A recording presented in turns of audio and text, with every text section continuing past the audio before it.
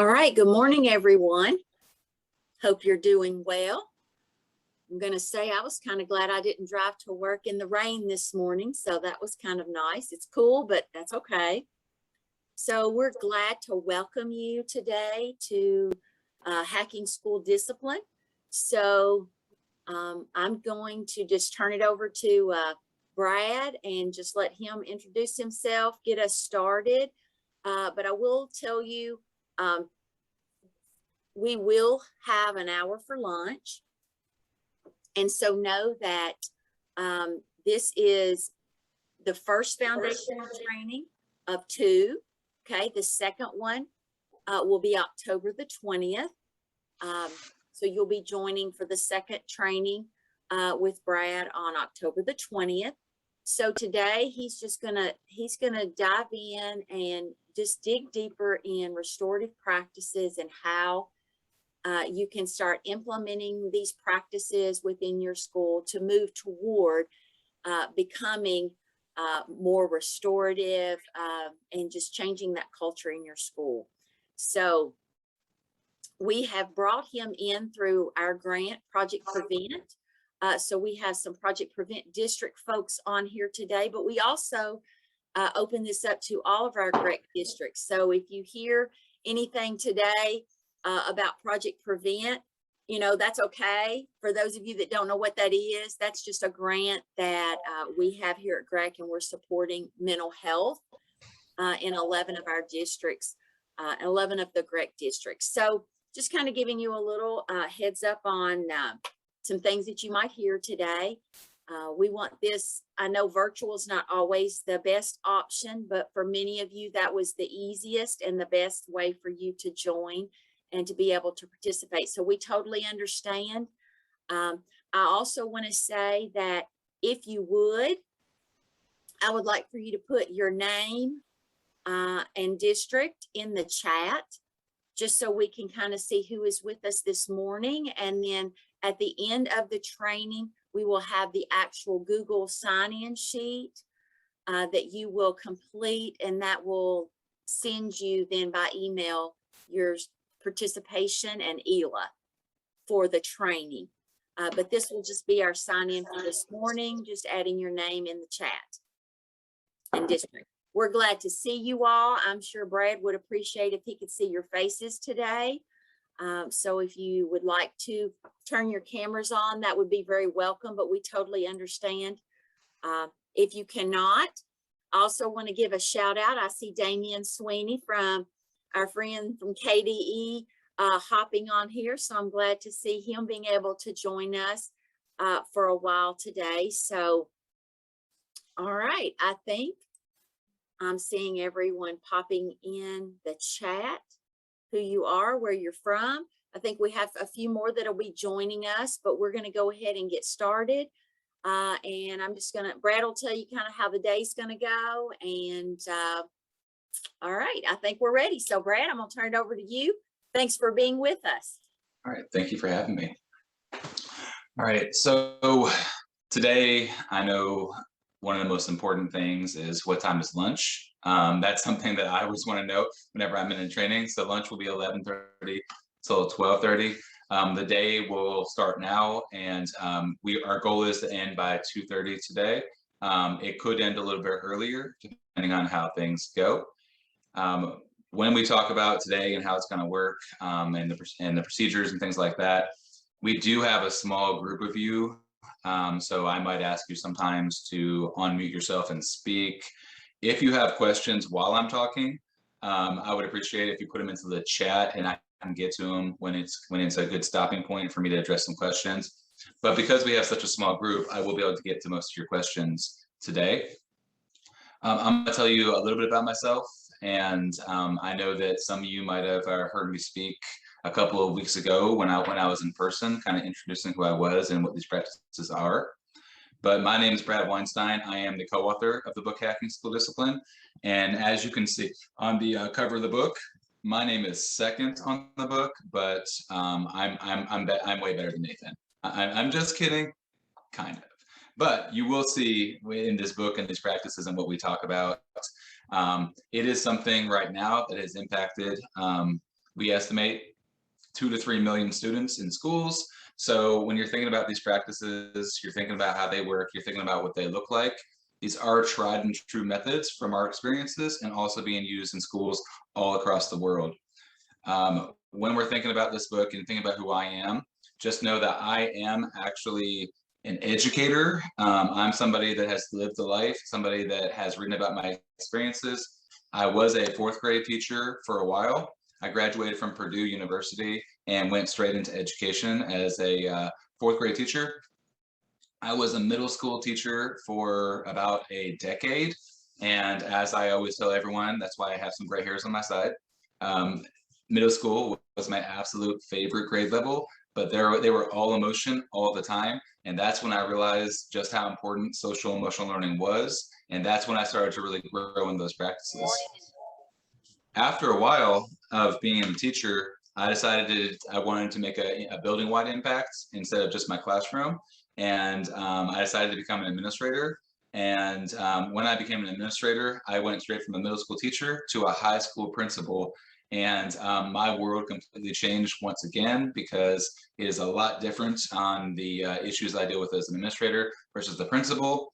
But I never lost what my former administrator liked to call as my teacher eyes. In other words, I always want to keep in mind how hard it is living the daily life of a teacher and their interactions and how they have students in classes and they are working really hard from bell to bell. And I never forget that. So when you look at the book and the practices in the book, I want to make sure that they're actually doable in the classroom. What is classroom and what is in the office is something that we really focused on. In the book itself, there were a lot of, we took trauma-informed practices, we took equity work, we took social emotional learning, we took PBIS, we took MTSS models, and we decided that we can make this more synthesized so that we're not doing a bunch of initiatives in buckets. So after being a principal and reducing discipline, reducing suspensions, reducing expulsions, and generally making the learning environment better for students, I decided to then take a job as a district administrator. I was the director of curriculum and instruction for the Purdue Polytechnic High School Network, which is a system of schools in Indiana directly tied to Purdue University, aimed at getting underserved and underprivileged students into high-tech career fields. While I was there, I met my co-author, and we both had a shared passion for discipline. He actually was in the juvenile justice system and transitioned into education several years prior. So he had a different perspective, and he saw where we were sending the kids. He saw what happened when we expelled kids. He saw what happened when we suspended kids. He saw where they went when they entered the school to prison pipeline. So through our unique perspectives, we put together the book.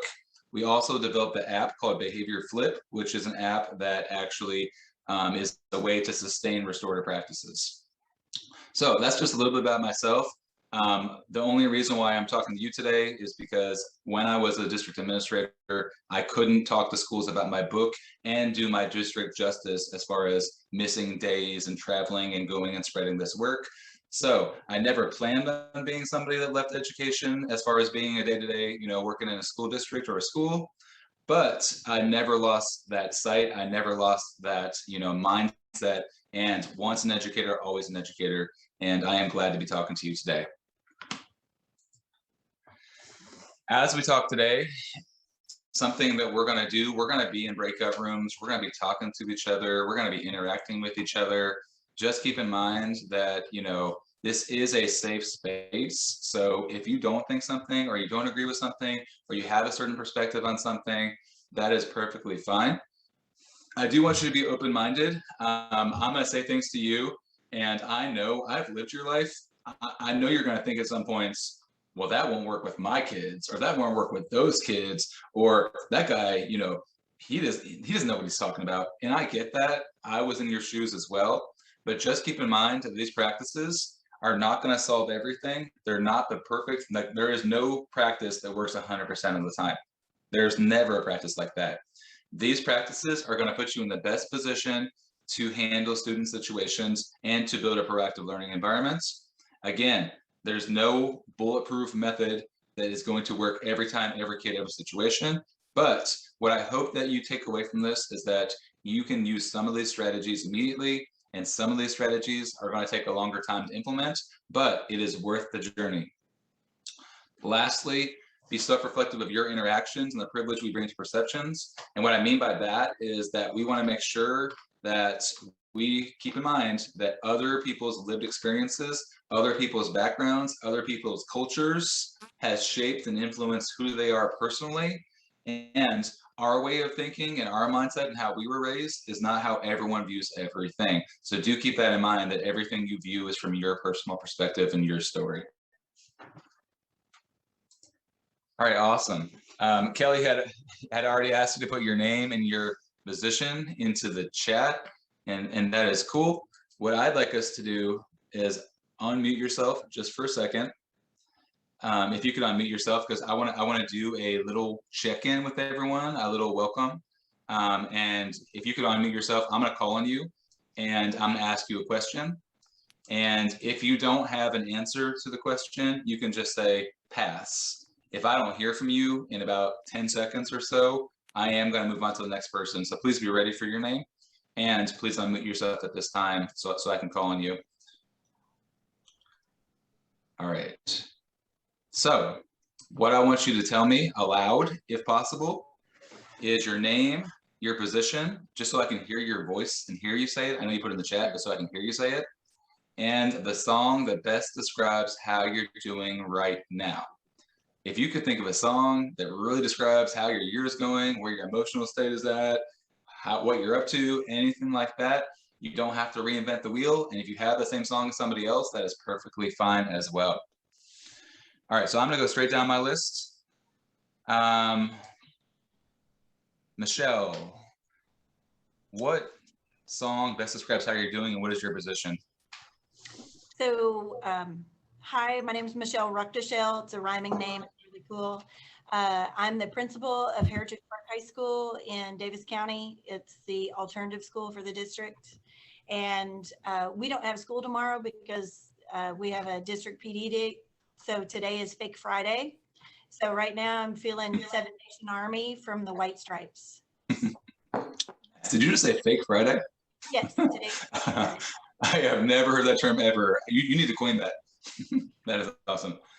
All right, thank you, Michelle. All right, we have Kara. Kara, could you tell me your position and what song best describes how you're doing?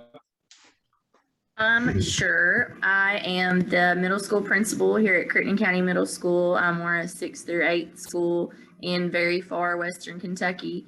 A song that I relate to lately, the lyrics from Dolly Parton's 9 to 5, where she says you're in the same boat with all of your friends, waiting for your ship to come in. The tide's going to turn and it's all going to roll your way. That just kind of helps me stay optimistic and just think, you know, it feels like we're drowning right now, but the tide's going to turn. Awesome. Thanks so much. That is a great song. That is definitely a great song. Thank you for sharing that. All right. Alicia McKinney. Good morning. I'm Alicia McKinney. I'm the Dean of Students at Plano Elementary School.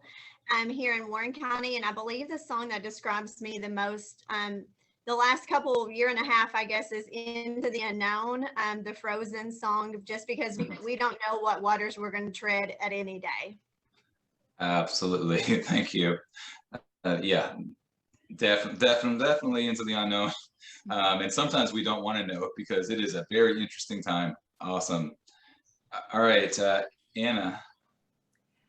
My name's Anna Clarity. I am the district behavior coach with Warren County Schools. I serve 5 of our elementary schools, and I think the song that best describes me, not just today, but again over the last year and a half, is "Don't Stop Believing," because we have to believe that, you know, what we're doing matters, and that it's, you know, we're going to get to better days. So "Don't Stop Believing" by Journey. Absolutely. Thank you. Great song. All right, Aaron, is that right, Aaron? Yes. Okay. I'm Aaron Cottrell. I'm the behavior interventionist at David T. Wilson in Meade County. Essentially the assistant principal, but they can't call it that because Title I and all that. The song that describes how I'm doing right now, I'm probably going to go with "Bully" by Shinedown, just because that is a buzzword that we're starting to hear quite a bit right now. Kind of that time of year right before fall break that, you know, everybody's wanting to say everybody's bullying them and picking on them and stuff. So Absolutely. Awesome. Thank you, Aaron, for sharing. All right, Cassie. Hey, I'm Cassie Doherty. I'm the district mental health provider in Christian County. And my song right now is Living on a Prayer by Bon Jovi. Absolutely. Thank you, Cassie. That is very relatable. Awesome. All right, Nathan. I think is my audio on? Yeah, it is. Okay.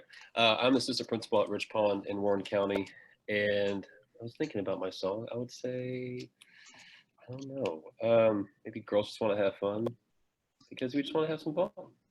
You know, life's been rough, so let's just have some fun. Yes, that is. It's hard to just let loose and have some fun because we focus so much on all the doom and gloom going on in the world right now. You have to intentionally try to have fun nowadays, for sure. All right, cool. Let's go with, and if I call your name twice, I apologize. My order keeps on changing on my participant list. Carol, can you hear me?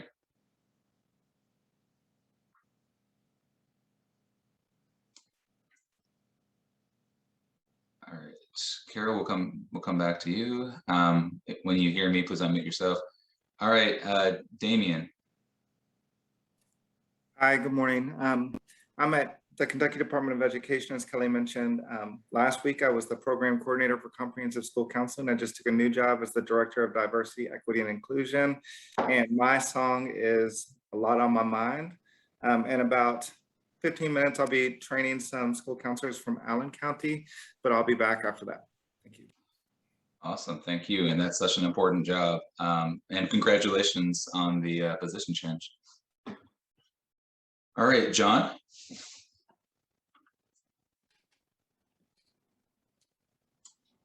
I'm John Porter from Allen County. I'm the assistant principal at the middle school. And if I had a song right now, it's called Bathroom Manners Child Song by the Learning Station, because I'm in and out of the bathroom so much, making sure kids aren't ripping the paper towel dispensers off the wall and stealing the soap. So that's where we are in the world, thanks to the old wonderful TikTok.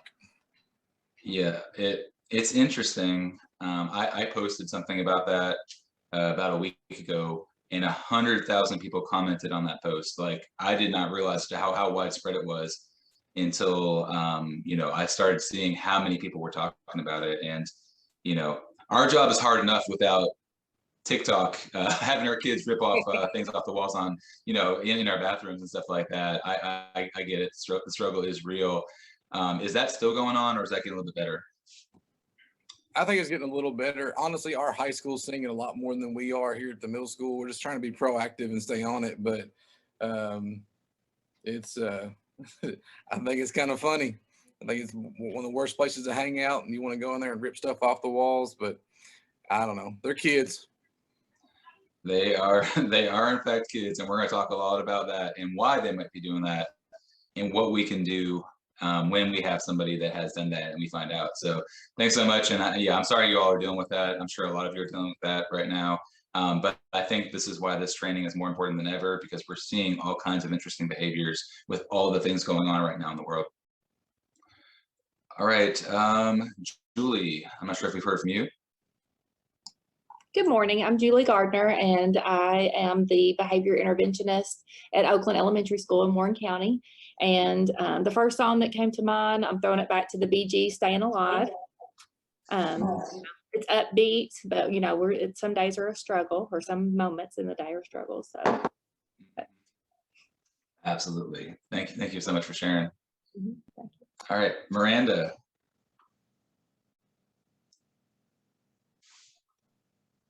Can you hear me? Yes. You have to mute. Carol got hers working, or got her microphone working. So me, Carol, and Tabitha are all together. So we're with Elizabethtown Independent. I'm the school therapist. And our song, and Carol's with special programs, and Tabitha is one of our behavior reading teacher, but she also works with some of the kids at the middle school. Our song is Crazy Train by Ozzy. Absolutely. And Elizabethtown, they have a charter school in that area, the Tigers or something similar. Is that correct? Is that correct? Can you repeat that? We had you on mute. Okay. Elizabethtown, do they have a charter school there, a charter high school, kind of like an innovative school that's doing some interesting things? Are you familiar with the high school in that area? No, we're in Elizabethtown, Kentucky. I don't know there's a charter school here. Okay. I don't think so. All right, cool. All right, thanks. SM Jones, I'm not quite sure what your first name is. Hey, that's me. I'm Mitchell Jones. I'm the assistant principal at Heritage Park High School. Song that best describes me. I'm going to take the easy way out and use the song from the 90s, Better Than Ezra, a song called Good. Oh, nice.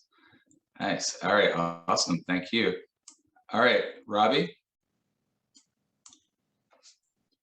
I'm Robbie Davis, and I am the DPP in Logan County. My birthday was on Tuesday, and there's the Earth, Wind, and Fire song that starts out the night of the 21st night of September. It's called Dancing in September, so that's my theme song for the week. Oh, awesome, and happy birthday. Thank you. All right, cool. All right, is there anyone else that I haven't called? If you could unmute yourself if I haven't called you. Like I said, the order keeps on changing on my screen. All right, maybe we got everyone. All right, cool. Well, my name is Brad Weinstein. My position is I go and talk to schools everywhere about discipline practices.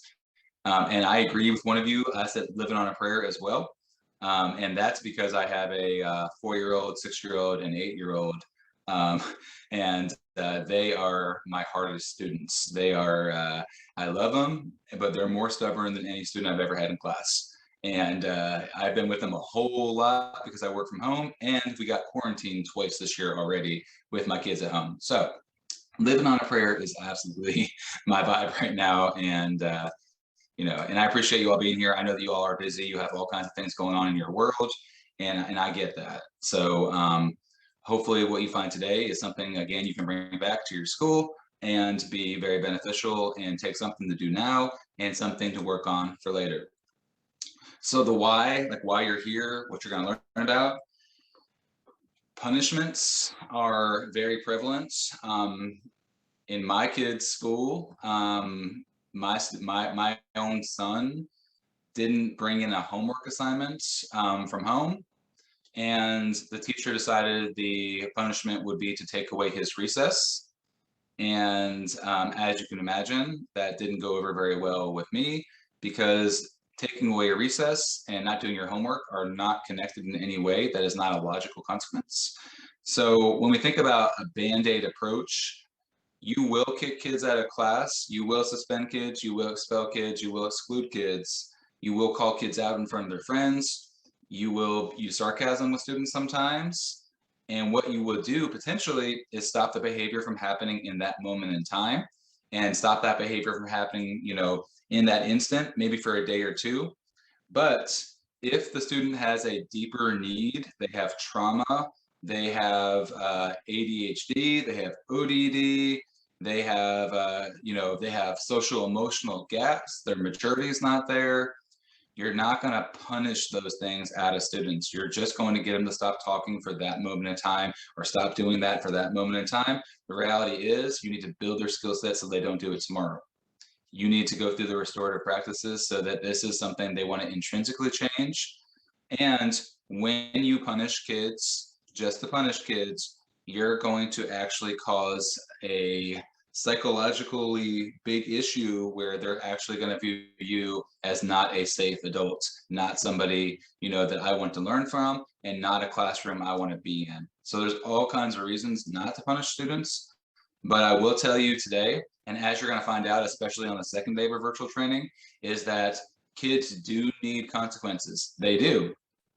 And we're going to talk about how restorative practices is in fact doing that, except for it does it in a way that actually enacts change and intrinsic change And it's not just students getting away with anything they do. There is actually a lot of accountability with restorative practices. It's just that, again, we're not going to traumatize or re-traumatize or harm students in the process of doing that.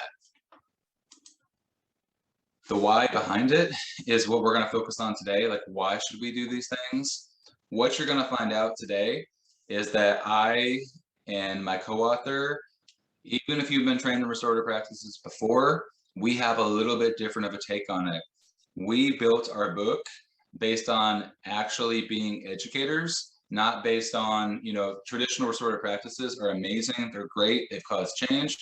But the reality is they were developed, you know, in indigenous populations. We have circles. We first took restorative practices into prison systems. They were developed by ex-police officers for the justice system. So we feel that we've modernized it for schools and made it so that it can be done in the classroom and in the office. And we built it from the perspective of education, not from the justice system. The future of work skills too. We are teaching kids skills such as conflict resolution, such as building empathy, such as how to treat each other right, such as how to use appropriate language when working together. So it's not just what we do when students do something wrong, it's also social emotional learning in action. It is real and authentic social emotional learning that we're building with our students in those skills. Also, we're focusing on what actually happens with students. We're looking at behaviors. We're looking at not bad kids. We might have made a bad choice. And when we focus on the choice and not the students, that really changes the game and changes things.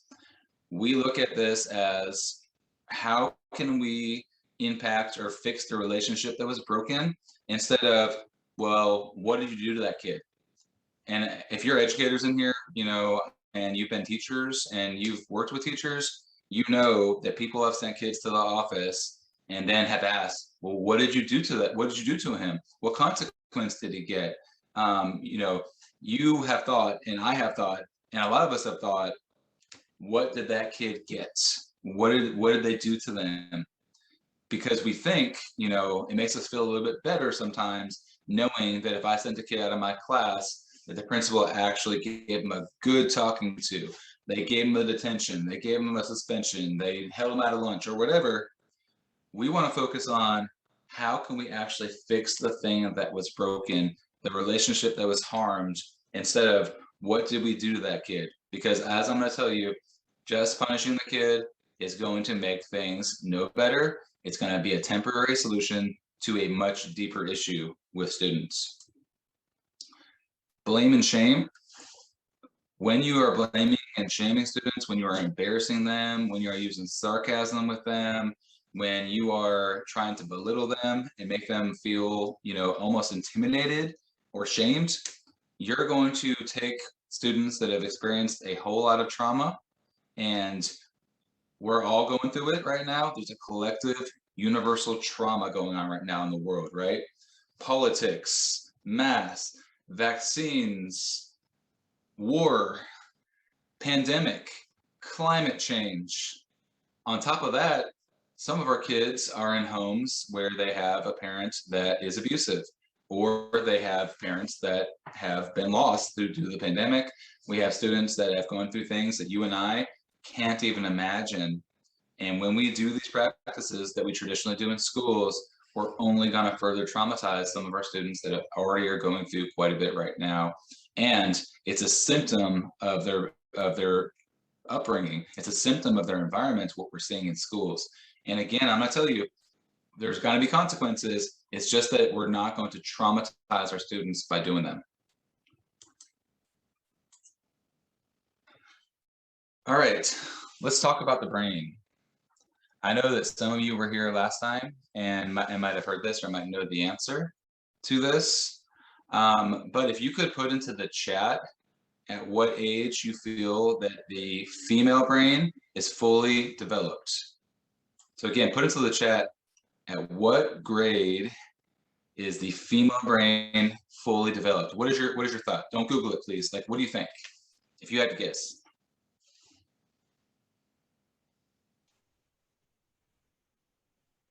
I'm seeing junior and senior year.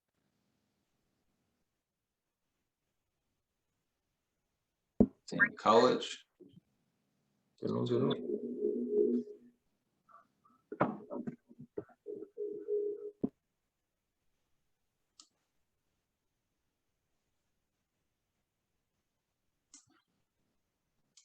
All right, so when I'm looking here, I'm saying 21, 25, 25, 19, 24, senior, college, and things like that. Okay. I'm not going to tell you the answer yet, because the next question I'm going to ask you, at what age, I almost never, I know what you're thinking. I get this response every time. What age do you feel the male brain is fully developed?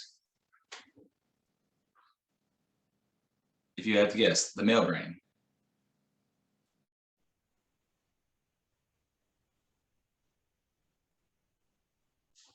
Now, it's kind of funny. I'm not seeing anybody putting younger than the female brain. And I never, yep. 43, yep. This is every single time I ever do this, we always have an interesting time with the male brain. So what I'll tell you about the female brain versus the male brain, the female brain is typically between the ranges of 21 to 25, somewhere in that gap, sometimes 22, 25. The research differs from study to study. The most consistent research I can find is about 22 to 25 range. The male brain, I have to say, it is not never. It is actually fully developed, typically between 25 and 27 or so. What that means, however, is that there is not one student in your entire school corporation, in your entire state, potentially the entire world, not one student in your schools that has a fully developed brain. Not one. So when we're thinking about behaviors and we're thinking about decisions, we're thinking about choices, we're thinking about what they're doing, some of our kids make decisions because they are immediately put into fight, flight, or freeze mode, which we'll talk more about later.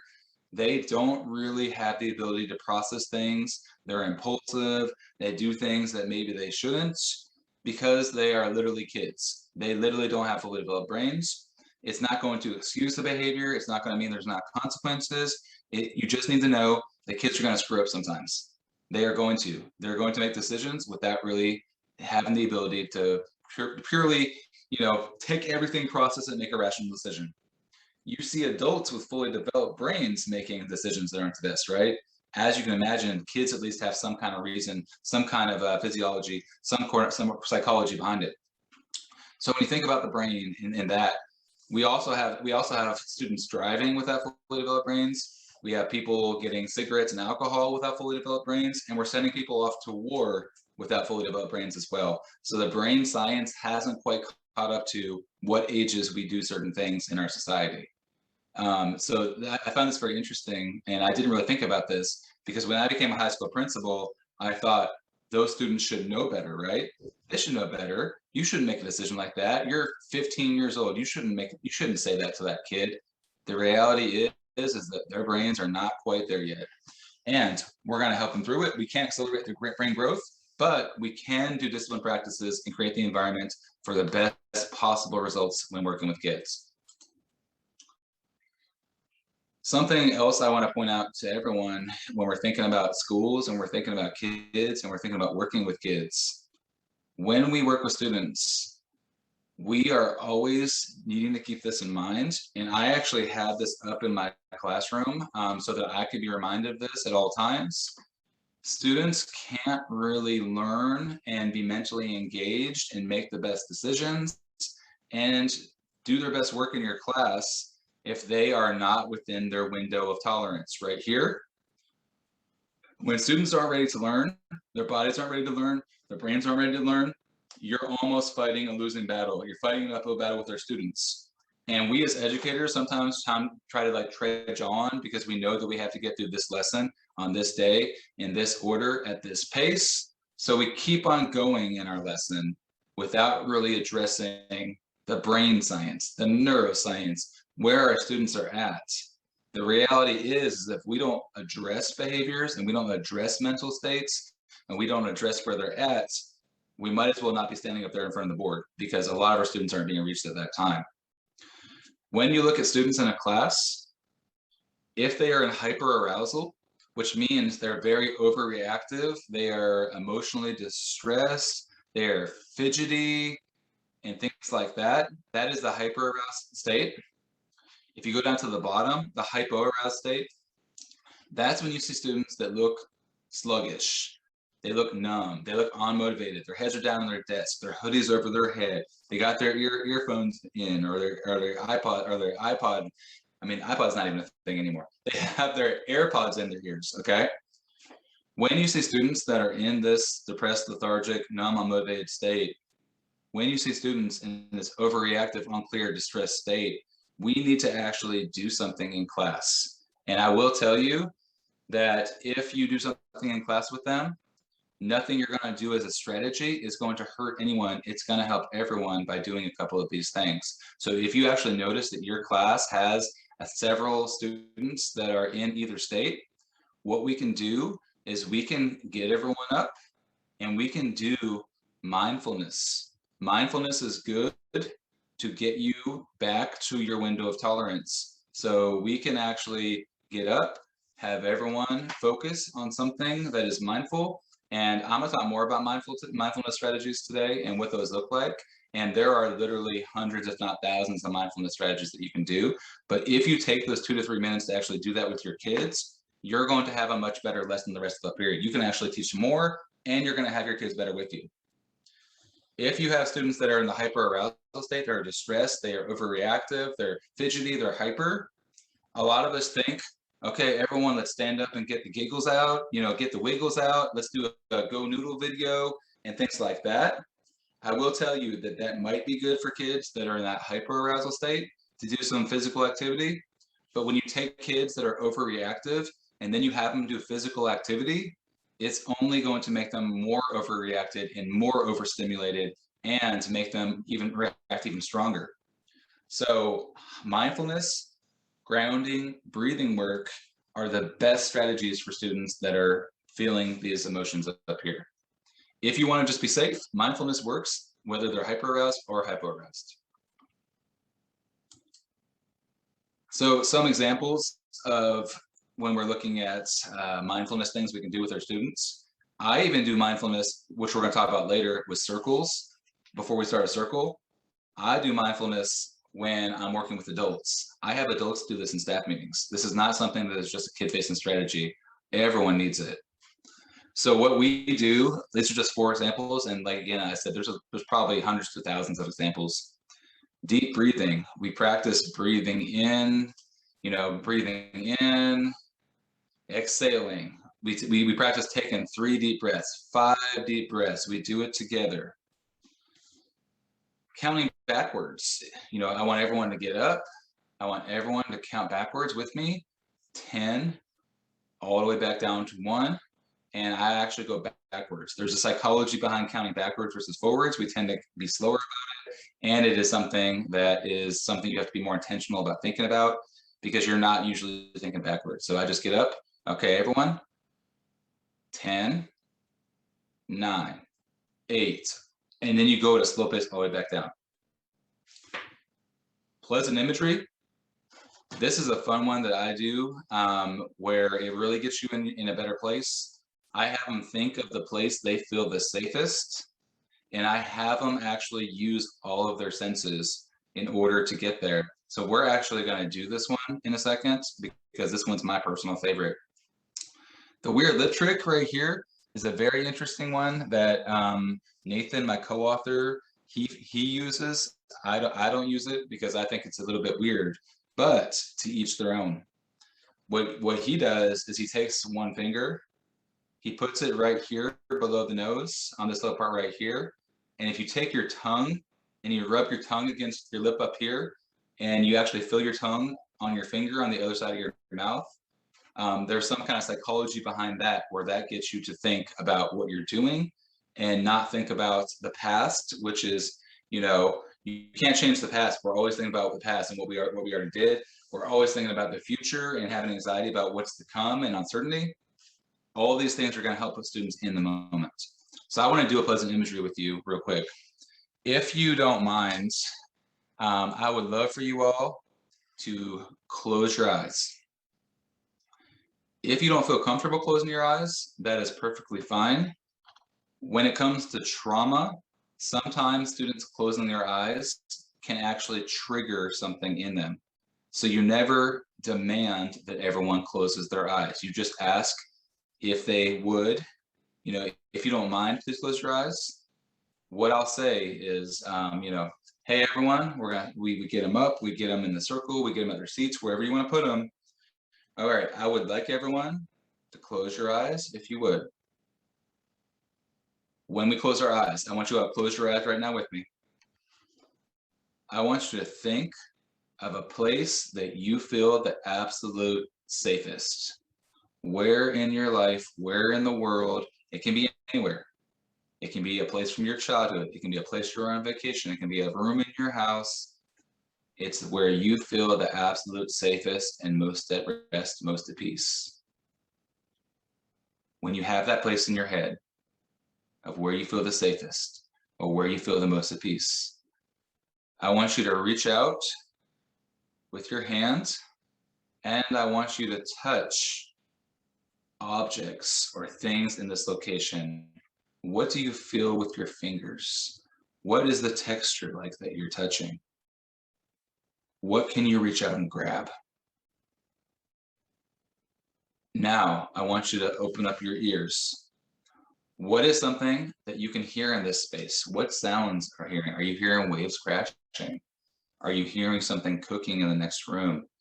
What are you hearing in this moment?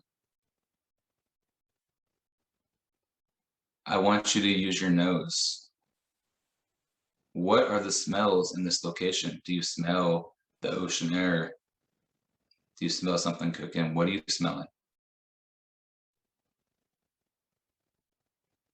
All right, I want you to slowly open back up your eyes. All right, thank you everyone. And at this point, I would have everyone sit back down or I would have everyone leave the circle. And then we're gonna start whatever it is I wanna do that day. And again, I can pull this out in the middle of a lesson. I can be 27 minutes into my day and then I can pull this out if I feel like my students need this at this moment in time.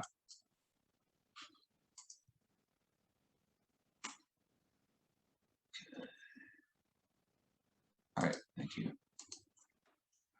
All right, so let's talk a little bit about our students and what we're going through and the general, you know, pandemic and things like that. Trauma is something that is now more important to talk about than ever. It was always something huge, always something very influential, always something that we dealt with in schools. But we've, you know, at least in my career as an educator, we haven't seen such a global collective trauma taking place right now. It's affecting everyone. You all might be affected right now. Like, it's just hard to think about positive things at this moment in time. For some of our students, however, they already had a hard life. They already have been traumatized and they've already gone through so much, even before the pandemic even struck. As you can imagine, the pandemic has compounded mental health issues. It has compounded the trauma that students already were going through. It has also affected the mental health of the adults and the people working with kids and the parents of the kids. So I know that a lot of you have been trained in trauma-informed practices and know a lot about it, but it has a lot to do with how we do discipline and how we do our brand of restorative practices with schools. It is one of the pillars, one of the foundations, because when I talk about restorative practices from our perspective, it is trauma-informed. It's not a separate thing. It's not two different things. What we talk about and how we do it is going to be trauma-informed and what's best for students. So what we want to do and focus on with our book and with our training is how do we take the trauma out of discipline? Because we literally can cause trauma with our students. We can make it worse. We can exacerbate it. We can take a student that has already experienced so much and we can do one little thing that is going to set them off in some sort of meltdown, some sort of outburst, some sort of dangerous behavior. When we work with students, The good thing too is that the practices I'm going to teach you about and tell you about, it's not just something you do with students that have trauma. It's not just something you do with students that have an IEP. It's not just something you do with your students of color that have been marginalized. I'm talking about universal practices that are good and work for all students. And that's what we like to say. And that's how we sell it to our teachers, because our teachers don't want to do 18 different strategies for 18 different students every day. They want, what can I do that's going to reach most of my students most of the time? And that's what this is. So when we look at students learning self-regulation, that is a key to all this. We can't always be with the kid. We're not going to be with them every day, every minute. We're not going to go home with them. We're not going to see them when they're in their art class. We're not going to be out in the recess field with them at all times. We need to teach kids how to self-regulate themselves. How do I know what to do when I'm starting to feel emotional distress, or I'm starting to feel myself tense up? The only way that this can happen is when they feel safe and connected with the educators in the building. We need to focus on building empathy and actually hearing the stories of our students. And we need to figure out how to work with our students instead of simply punishing students because they have symptoms of trauma when they act out. So when we're looking at this, another big thing that we're going to focus on today and over the course of the next couple of days is resiliency and how our restorative practices support resiliency, because it is very easy right now, extremely easy right now to give up hope. Everything is doom and gloom. The world is falling apart. We're in a huge pandemic. We have wars going on. Like we said, we have climate change. It's very simple to be like, well, what's the point? What's the point of trying hard? What's the point of getting an A in this class? What's the point of studying for that test? The world has just gone to crap. Like that's a mindset of a lot of us and adults. We need to focus on resiliency because we need to keep on going. We need to keep on going. We need to make sure that when we're working with our students, we need to focus on this kind of thing. And the only way we can keep on keeping on with our kids and with our adults and with our students is to have this going on, because restorative practices, it gives kids multiple chances to get things right. We are meeting their needs. We are building community. We're building belonging. We are developing these regulation skills. We're looking at this as a learning opportunity when kids do something they shouldn't. We're fixing mistakes that we made. We're not one and done. It's really also about growth mindset. Like, we need to fail sometimes, but we need to work through our failures and we need to keep on going. So again, resiliency is something that is a huge struggle in schools and with our students and with our parents and with the adults as well at the same time, because of all the things going on in the world right now, even more so than it was as an educator even 5 years ago.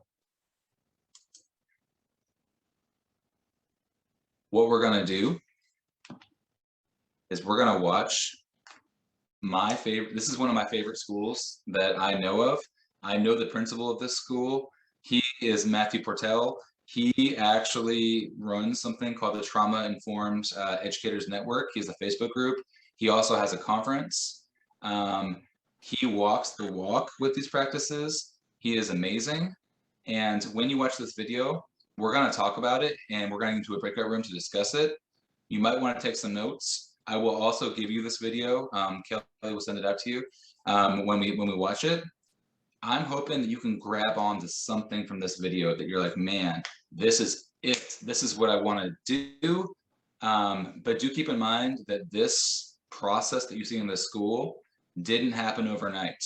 They have been working on this hard for a period of time, and they're not perfect, but this is a school. You have to think about this. Would I want to send my kids to this school? Would I want my school to be like this?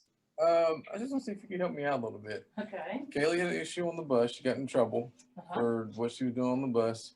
I can't. All right, let's go.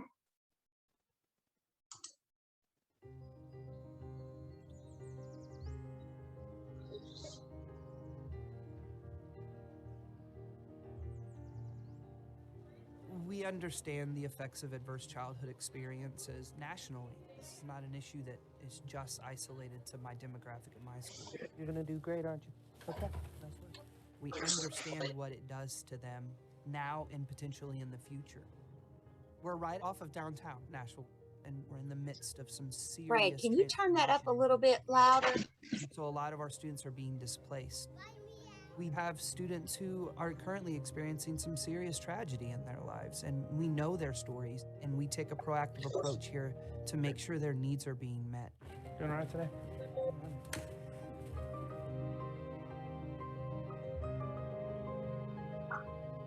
The old approach was you're at school, you need to be at school and play school, and it was compliance driven. But the trauma approach is taking a completely different lens. They have to feel safe, they have to feel nurtured, and they have to feel supported.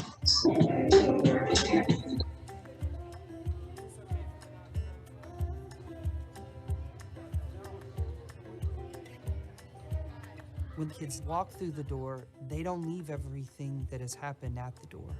They're still developing emotionally, they're still developing cognitively, and we want to give them the ability to do that in a safe environment that is school.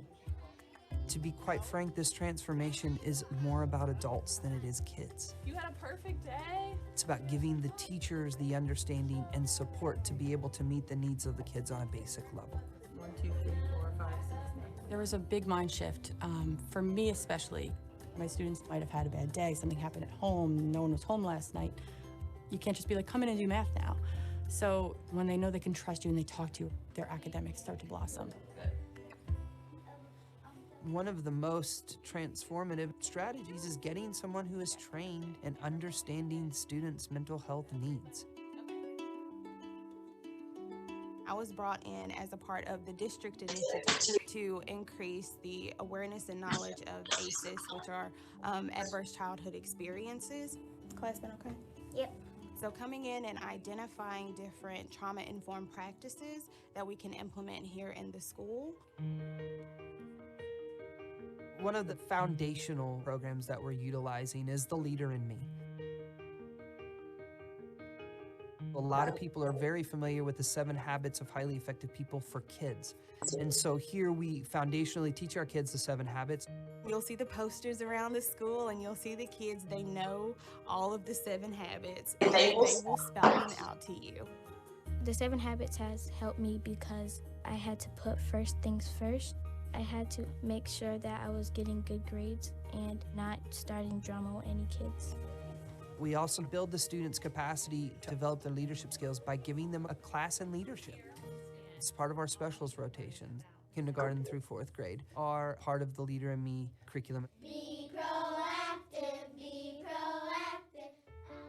We share this common language. It is so amazing with putting everybody on the same page. Building that positive school culture and an environment where everyone feels empowered to be successful. We now have students leading other students in different activities throughout the building. Who wants to go first? And we value that. Good morning, leaders. The time is 8 o'clock. Traditionally, in most schools, you've got the iridescent lighting that burns our eyeballs like laser beams. But here we have teachers use a lot of low lighting.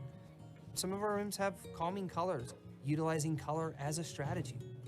We also use essential oil diffusers with just understanding that your body is sensory. We utilize mindfulness as a strategy and understanding that smells and things around you are helpful. One of the approaches that we're using are peace corners.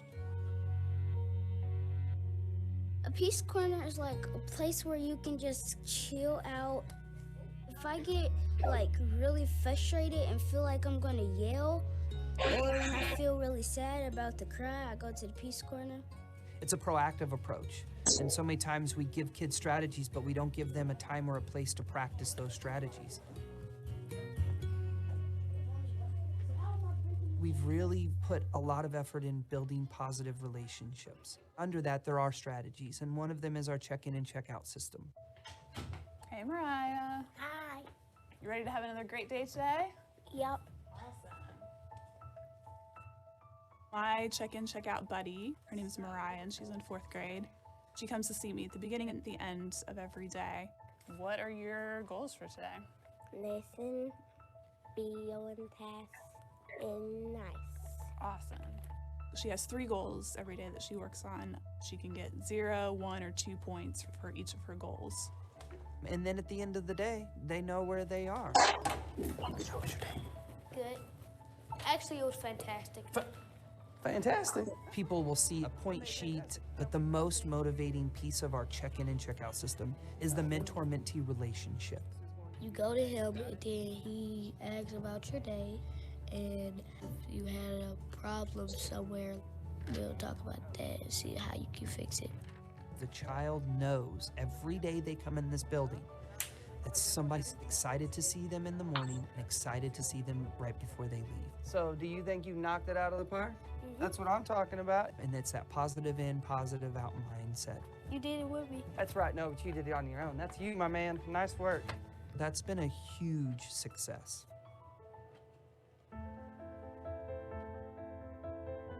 Last year was a tough year. It was really tough. We didn't have the support systems fully in place that we have now. I didn't support teachers in the way that I should have and could have because I was a new principal, and I just didn't know how. But that all changed at the end of the year when we all just as a team sat down and said, we've got to do something different. Our paradigm has to shift, where we're talking about not only how to support students, but how to support yourself, self-care. We know you can't help others until you help yourself. Sometimes this job is hard, this job is exhausting. Sometimes you just need a minute. Tap in, tap out is something that we've developed. You can text someone and be like, hey, can you cover my class? Can you give me a second? And we will gladly cover one another. You'd sometimes just need to ask for help. And it's okay. And it's really accepted here and it's promoted. This is great. That's great. Operating a trauma-informed approach is a blanketed approach for all kids. You all have done outstanding work. We have to be able to help them manage their experiences in productive ways. What's your favorite? It's not compliance-driven, it's a we've got your back approach.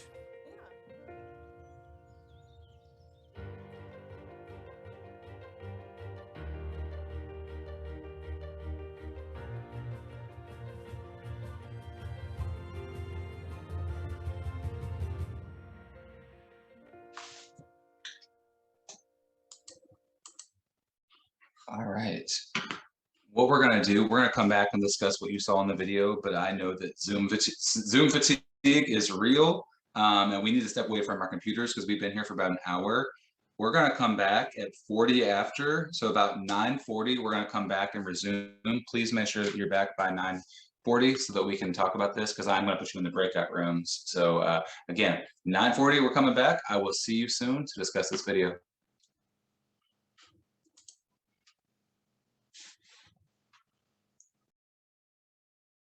Hey, please stay into the chat. I'm back or I'm here just so that I get a feel, so I know that you're actually back and ready to go. So if you could put in the chat here, just so I know that everyone is ready to go. I'm ready to move on, ready to go into my breakout room, all that kind of stuff. All right, cool. Thank you everyone for putting that in. When I do put you into your breakout rooms, you might be talking to somebody that you've never talked to before. And that's the point, because you know what?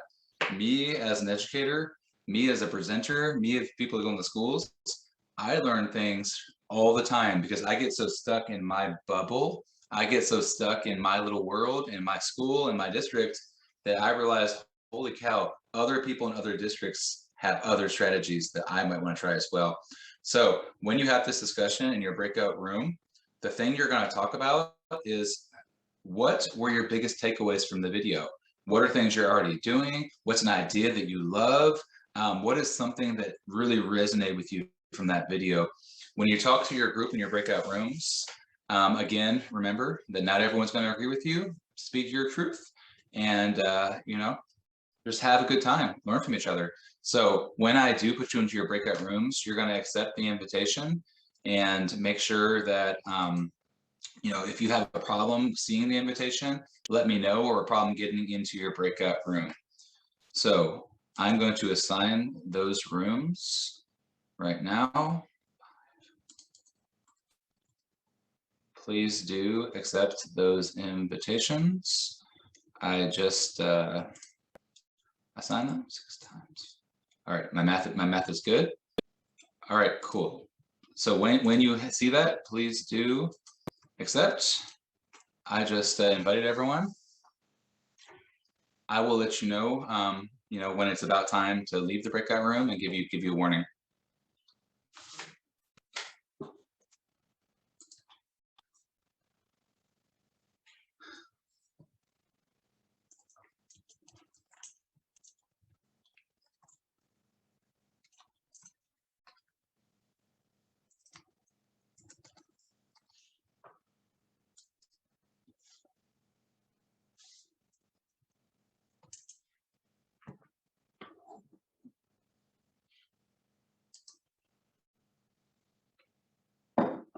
All right, again, if you're still here, please let me know if you're having any problems getting into your room. I do have everyone assigned to a room, so if you're having any issues, please let me know.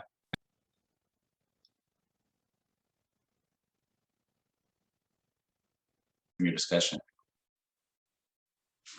So again, go ahead and put that into the chat, just to synthesize what you heard over the last few minutes.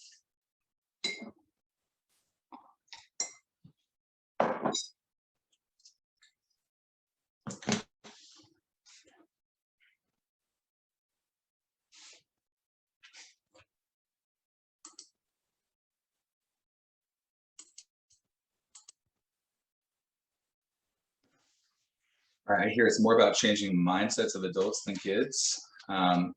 Very, very much so sometimes. The adults in the building are a critical component of these practices and them happening. And it is very hard to change something you've been doing your whole career, and very hard to change something you experienced as a student yourself. I'm seeing another thing with teacher buy-in. Absolutely. Teachers focus on relationship building. That's true.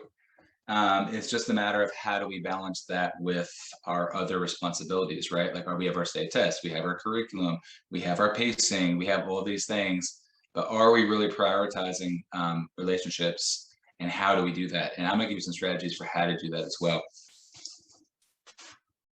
All right, so continue to put that into the chat. Again, I want you to synthesize what it was that your group discussed. What was the most profound thing? What was your biggest takeaway from that discussion? And when we think about that video, something that I took away from it personally was, you know, they did a lot of great strategies for kids, and they're awesome and they're amazing, but it's all about consistency.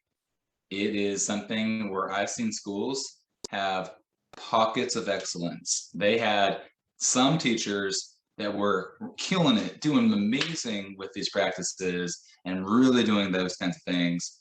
And then I go next door and it's like night and day from what I saw. It was completely different. So how do we get the adults on board, and how do we hire adults that have this mindset? And what do we do when they don't have that mindset, when they're already in our school? So compliance and trauma-informed mindset at the same time. We're going to talk about compliance and what that means in the discipline world. And that's something where I look at it as high expectations and expecting things from students versus, you know, everyone sit down, be quiet, and listen to me for the next 47 minutes in a row. And I'm going to bore you to death, and I expect you to be quiet. And if you act up, then I'm going to put you out in the hallway, kind of thing like that. So it's a fine balance with that for sure.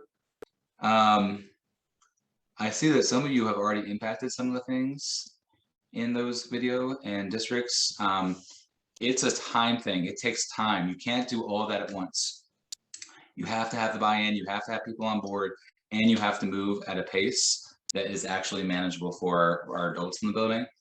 And we're going to talk about time, because time is a huge enemy of these practices and restorative practices, but we're going to talk about how we can address that. All right, awesome. So a lot of you have heard of ACEs. Like, if you're an educator, you've probably heard about ACEs at some point in time, which is a little, assessment. It's only 10 questions or so, and you kind of indicate, some very important information about your background as a student and as an adult, or whoever takes this assessment. When we look at trauma, we're looking at abuse that students are facing.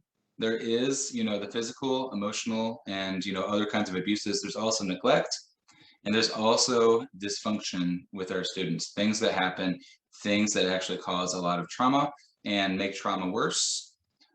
When we're looking at these and how they impact our kids, we are taking kids that have experienced some of these things, and we're seeing the outward manifestation of these things in our schools. Statistically, a lot of the students that we see and spend a lot of our time with have had some sort of trauma, some sort of thing, something on this list might have happened to them. How do we address that and help them through that and help them cope versus just kicking them out of class, punishing them, suspending them, expelling them, and repeating the cycle that has been happening since the beginning of school? How do we do that is the question, and how do we set ourselves up for the most success? The good thing, though, is that our kids, because they have high ACE scores, they might have a 7, they might have a 6, they might have a 9. That's detrimental when you have those ACE scores, when you have a lot of those factors I just talked about on the previous screen. It's very detrimental. The risk of suicide is out of the roof. Like it's insane.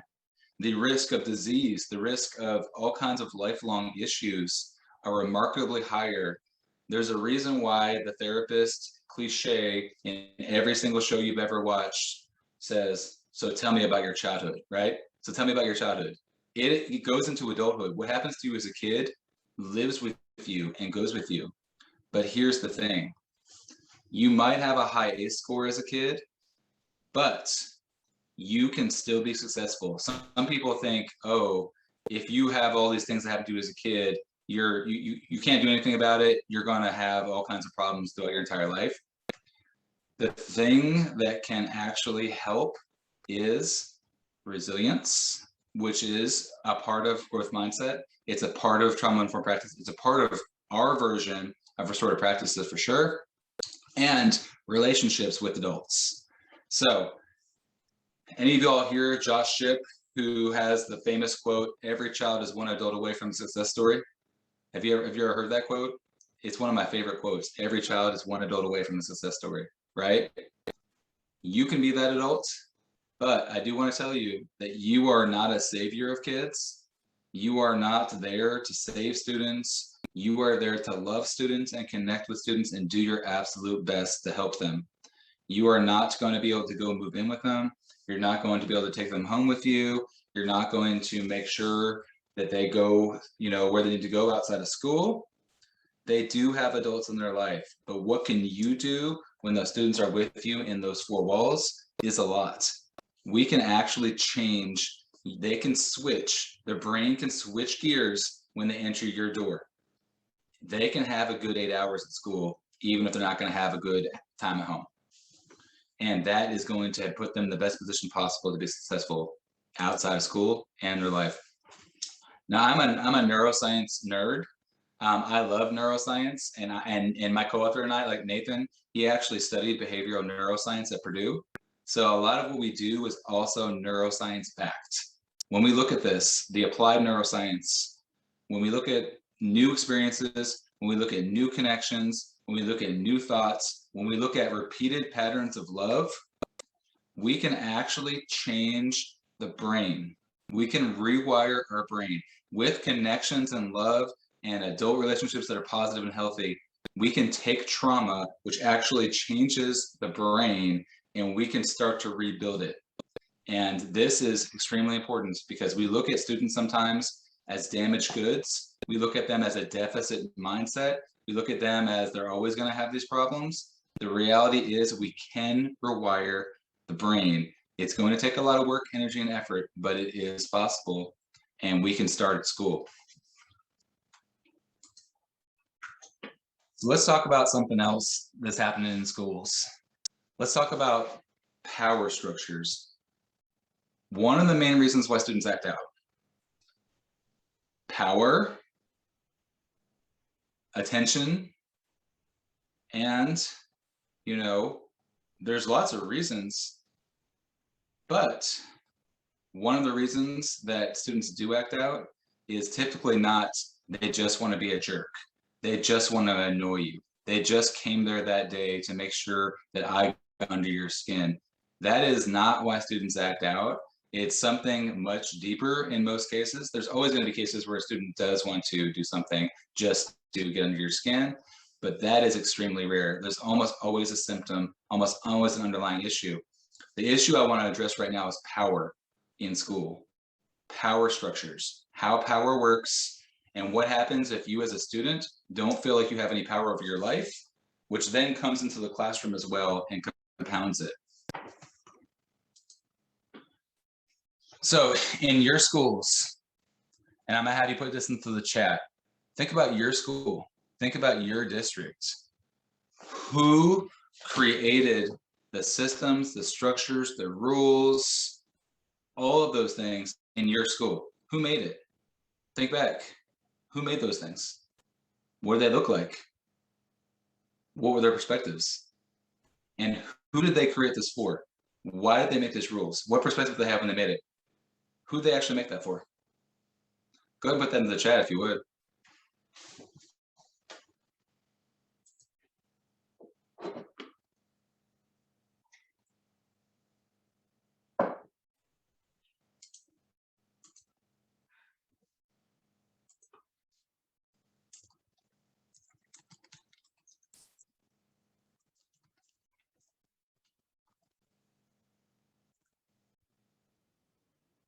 Admin teams,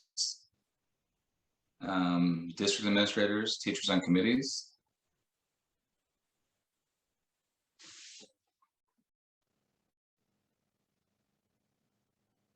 I'm seeing admin teachers and members who are no longer with our school.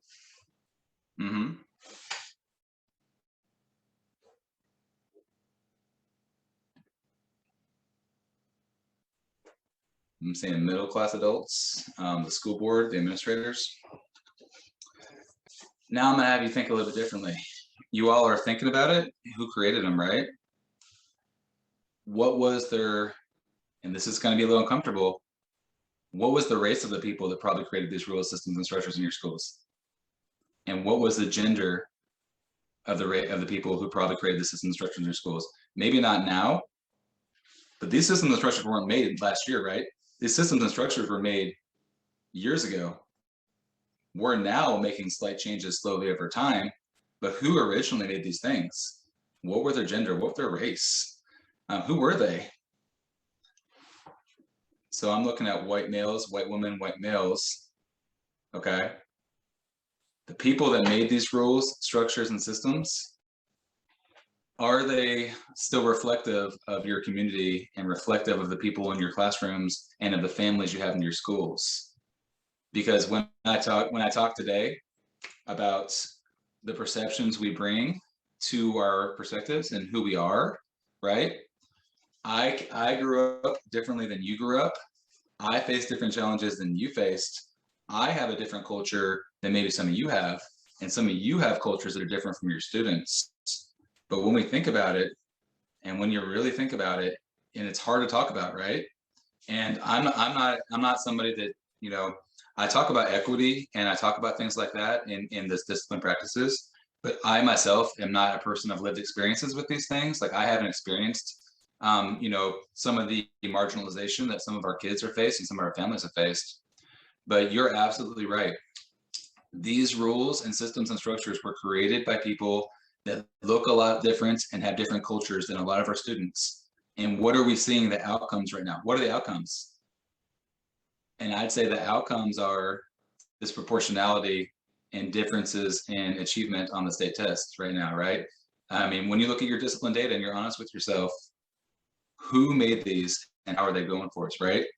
So when we're thinking about these systems and structures and things like that, I want you to keep that in mind, that we probably didn't include the population that we're serving in this development. And if we haven't, it's something to start thinking about and looking at. And it was made by people with college degrees, right? Like almost everyone that made these was somebody that had a college degree, somebody that might have had parents that also went to college and things like that.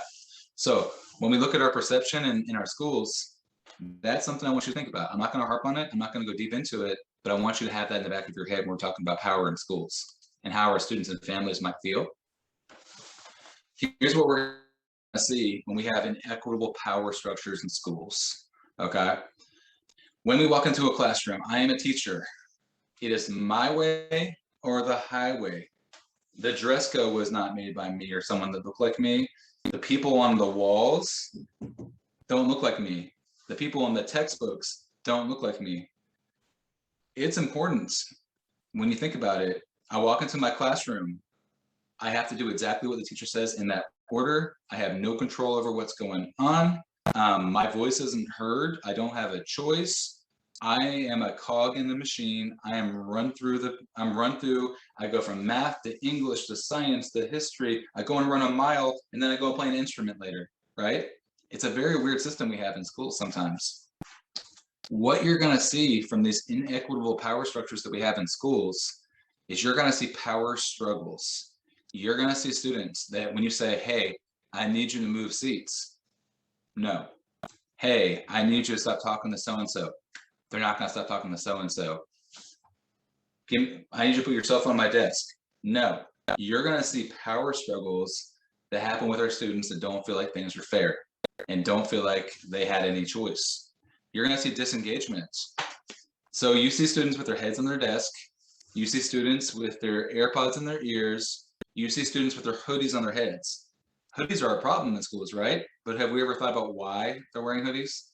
Why would you wear a hoodie in school, right? Why would you come into a classroom and put your hoodie over your head?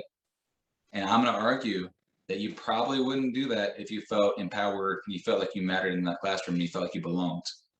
We look at it as disrespect. The reality is the why behind that. Why are they doing that? The other thing we see is helplessness. I don't matter. No matter what I do, I don't understand this material. The teacher doesn't like me. I don't like the teacher. I don't know my classmates. My classmates don't care about me. I'm just going to sit here and spend 47 minutes in this room. And when that bell rings, I'm going to move on to my next class. So they are just going to sit there and not do anything because they feel helpless and no one cares and all those kinds of things.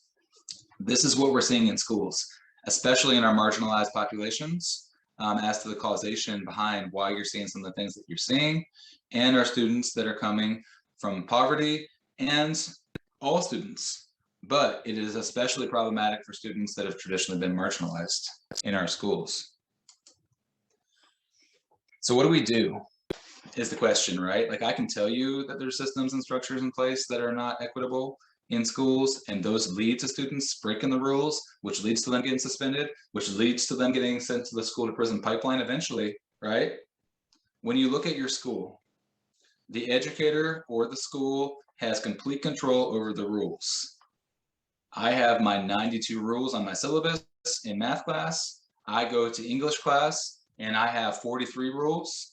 I go to art class and she has 17 rules. I go to PE and they have 2 rules. And then I go on to another class that has very different rules. And I have no control over any of it. And I have to change gears every period. I'm gonna go to this period, different expectations. I'm gonna go to that period, different expectations, and so forth and so on. Content, the teachers pick the content or the state picks the content. The kids have no control over that. The objectives, what are they learning about? What does success look like? All these things. And it's very achievement focused. You might think, well, how is achievement focused a bad thing, right? Like, why would that be a bad thing? When I say achievement focused, I mean state tests. Like, what are we going to do to get kids to pass the state test? That is success in our eyes. Kids passing the state test is success. So we're going to do what it takes to get our kids quiet enough to teach enough to hopefully pass that state test. And that's our goal, right? The reality is, and what I'm going to tell you is that when you do the methods that we're talking about, you're going to be able to get more engagement, more excitement, kids wanting to learn. And when you have that, you're going to be more successful in the state test. The state test being passed is a byproduct of social emotional learning combined with high expectations and rigor in academics. You can't just have high expectations and rigor in academics without the buy-in from your students. and from the kids in the room. So what do we recommend? We recommend what we call restorative pedagogy. Restorative pedagogy, you look at restorative practices, you think restorative practices are what you do with students that are acting out. Restorative practices are what you do with students that get suspended or expelled and things like that. What I'm going to tell you is that our approach is proactive in nature. How do we get kids to not want to act out? How do we get kids that feel like they matter? How do we get kids to put their head up and focus in class so that and actually want to be there? When you have engagement, when you have belonging, when you have a sense of community in your room, you're not going to want to harm that learning environment that you're in. When students have skin in the game and they feel it and they like it, they're going to pay more attention in your class. Therefore, they're going to act out less because I do not want to harm a learning environment that I feel like I matter in. The kids that are harming your learning environments feel like there's nothing they have to lose. A lot of cases, right? So what are some things that we can do? We need to share some power with our kids. Doesn't mean that the kids are running around doing whatever they want in the classroom. It's far from it. But how do we give some voice and choice and empowerment and belonging to our students in our classrooms? Are we having meaningful dialogue in class where the kids are actually getting to talk to you and to each other every single day? Or are we just asking them, hey, John, what's 5 times 3? 15. Hey, Billy, what is the capital of the state? Indianapolis. Or are we actually having discussions that are real and authentic and critical thinking? And not just with you, but in groups and activities like that. Joint responsibility in the learning process. Do your students ever get a choice as to how they show what they know? Or does every student in every class have to take the same test and demonstrate their knowledge in multiple choice questions? Or am I allowed to show you that I know how to do this in different ways? Do I get to show you in the best way I can? I can tell you this, it's harder, but it's gonna be worth it. And it's a whole big deal to work with on your teachers if you're not doing it. Project-based learning, mastery-focused learning, genius hour, all those kinds of things. How do you demonstrate the parts of a cell that you know it? I can do a project on it. I had my kids do a cell city where they had to compare a cell to another living system. And I had a kid that had not turned in one assignment for me the entire year, had a 0% of my class, spent 3 weeks making the most immaculate Minecraft city I've ever seen in my entire life. And he could tell me exactly every part in that Minecraft, exactly what part of the cell it was and why it was. And it was the best project I've ever seen from a student that had a 0% in my class. If I would have just given that kid a test on the parts of a cell, that kid would have failed it. The other thing is community building. How do we make our kids feel like when they come into the room, they matter, that they know each other and they know the teacher, and this is a community. This is not a classroom that I'm spending 47 minutes in. This is its own unique ecosystem that has things, and I'm a part of it, and I matter in this system, and I care. The other thing is shared risk-taking. Do we ever do something that we don't know how to do with our kids and talk about it? Like, hey, I've never done this before, everyone. I just want to let you know that. I'm going to take your feedback and let me know how you thought it went at the end of the day today. I'm going to try project-based learning for this one assignment, and we're going to be in this together. And, you know, we have to model that we're taking risk, and we don't know everything as a teacher. So through that, we have to show vulnerability too. Hey, everyone. I am so sorry that I yelled at you yesterday. Like, that's not something that I should model to you as an adult. I was very frustrated at the time, but I want to let you know that I'm sorry that I yelled at you all. I should have handled that better. It's really that simple. Be a human and model how you want your kids to act in classes. So I've talked a lot about these things. It is something very big and huge that I am a big believer in, but I will tell you, in the schools that I'm seeing the least amount of behaviors from, they're either schools where all of their needs are being met at home, and, you know, they're fed, they have clothing, they have parents that are supportive and all of those things, and they are coming to school ready to learn. The other best schools that I've seen with the least amount of behaviors are schools that have this going on. I don't care if you're a school that has 90% poverty. I don't care if you're a school that has all kinds of other things going on. I have seen schools thrive under this. And in fact, when I became a curriculum director at Purdue Polytechnic High School, their network, we intentionally did our school diversity by design and had most of our kids that were underserved and underprivileged, and we gave them opportunities that they didn't have at their home schools. That was our goal. So when you're thinking about this, traditional teaching versus restorative teaching, how do we do these things? I'm not gonna just tell you, hey, do this, do that, you gotta change this, you gotta change that. Over the course of the next 2 days, I'm going to walk the walk with you. I'm gonna show you what this looks like, how you can do it with your kids, and how you can do it in a time frame that is actually going to work for your teachers. When I'm looking at this, and I'm looking at the restorative pedagogy, I'm looking at how we interact with our kids. You might have seen this before. This is a relationship-based discipline window. In class, I had a history teacher that had what was in the upper left-hand quadrant, high control and low support. This guy had an 1.5 hour block, and he lectured the kids the entire 1.5 hours. The next day, lectured them the entire 1.5 hours. They took notes. On the test, they had to basically regurgitate everything that he had said. He basically taught like a university professor to kids who were 15 years old.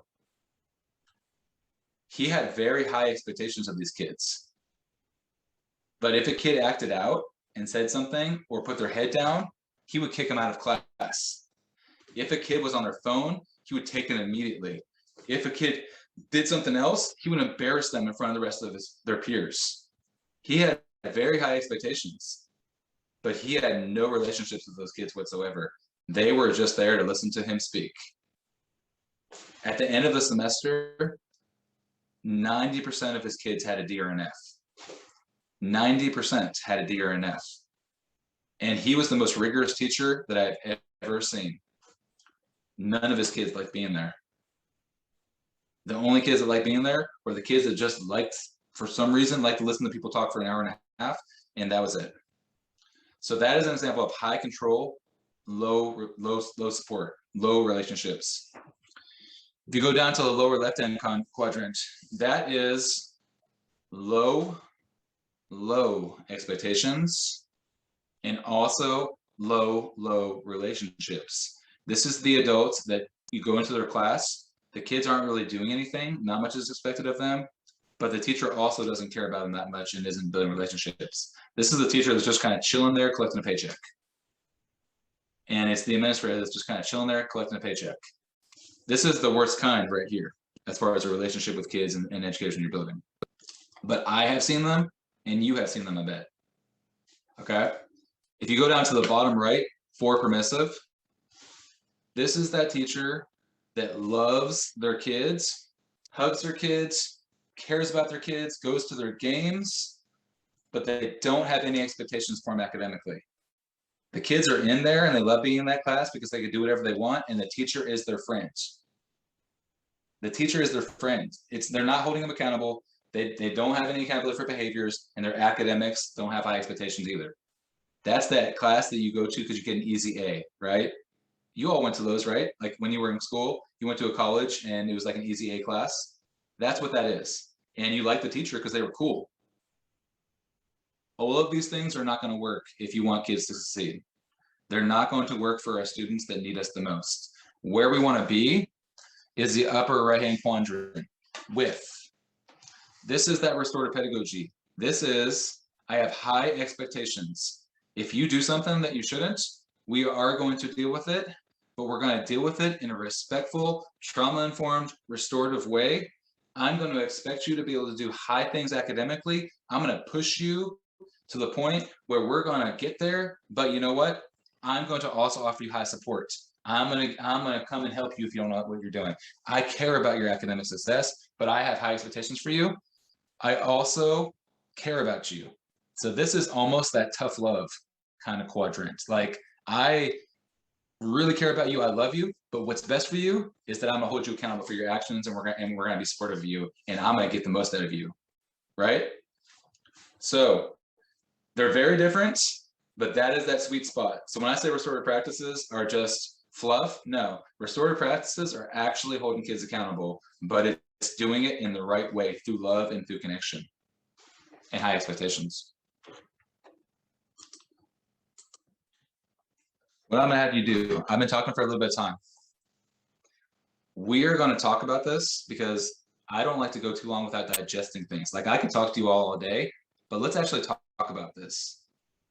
What ways do you use, or might you use, the restorative pedagogy approach that I talked about just a minute ago in your current position or in your school? What ways are you seeing it happen, and what ways might you help that happen in your school in particular? So I'm going to put you again into that breakout room. Please make sure you accept that invitation if you can. And if you have any problems getting in there, please let me know.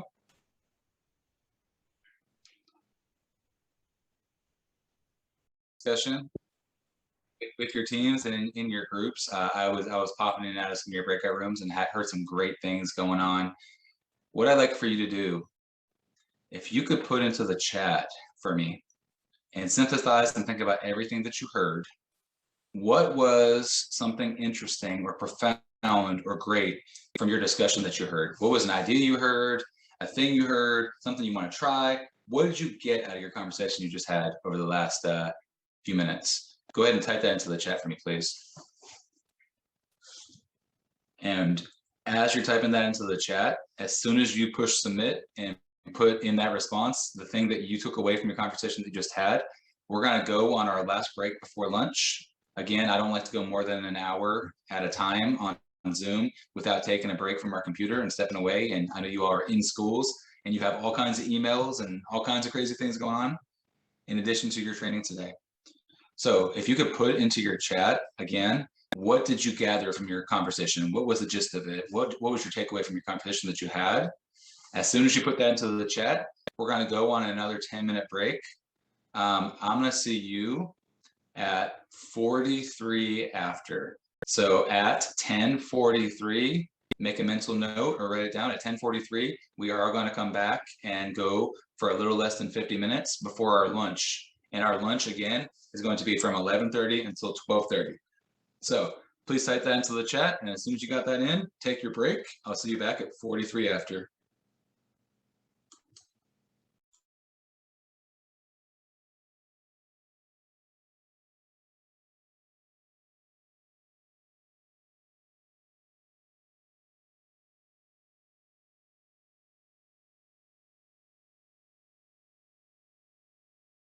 We are going to take a break for lunch at 30 after, so 11:30 for you. I have seen some great comments in here.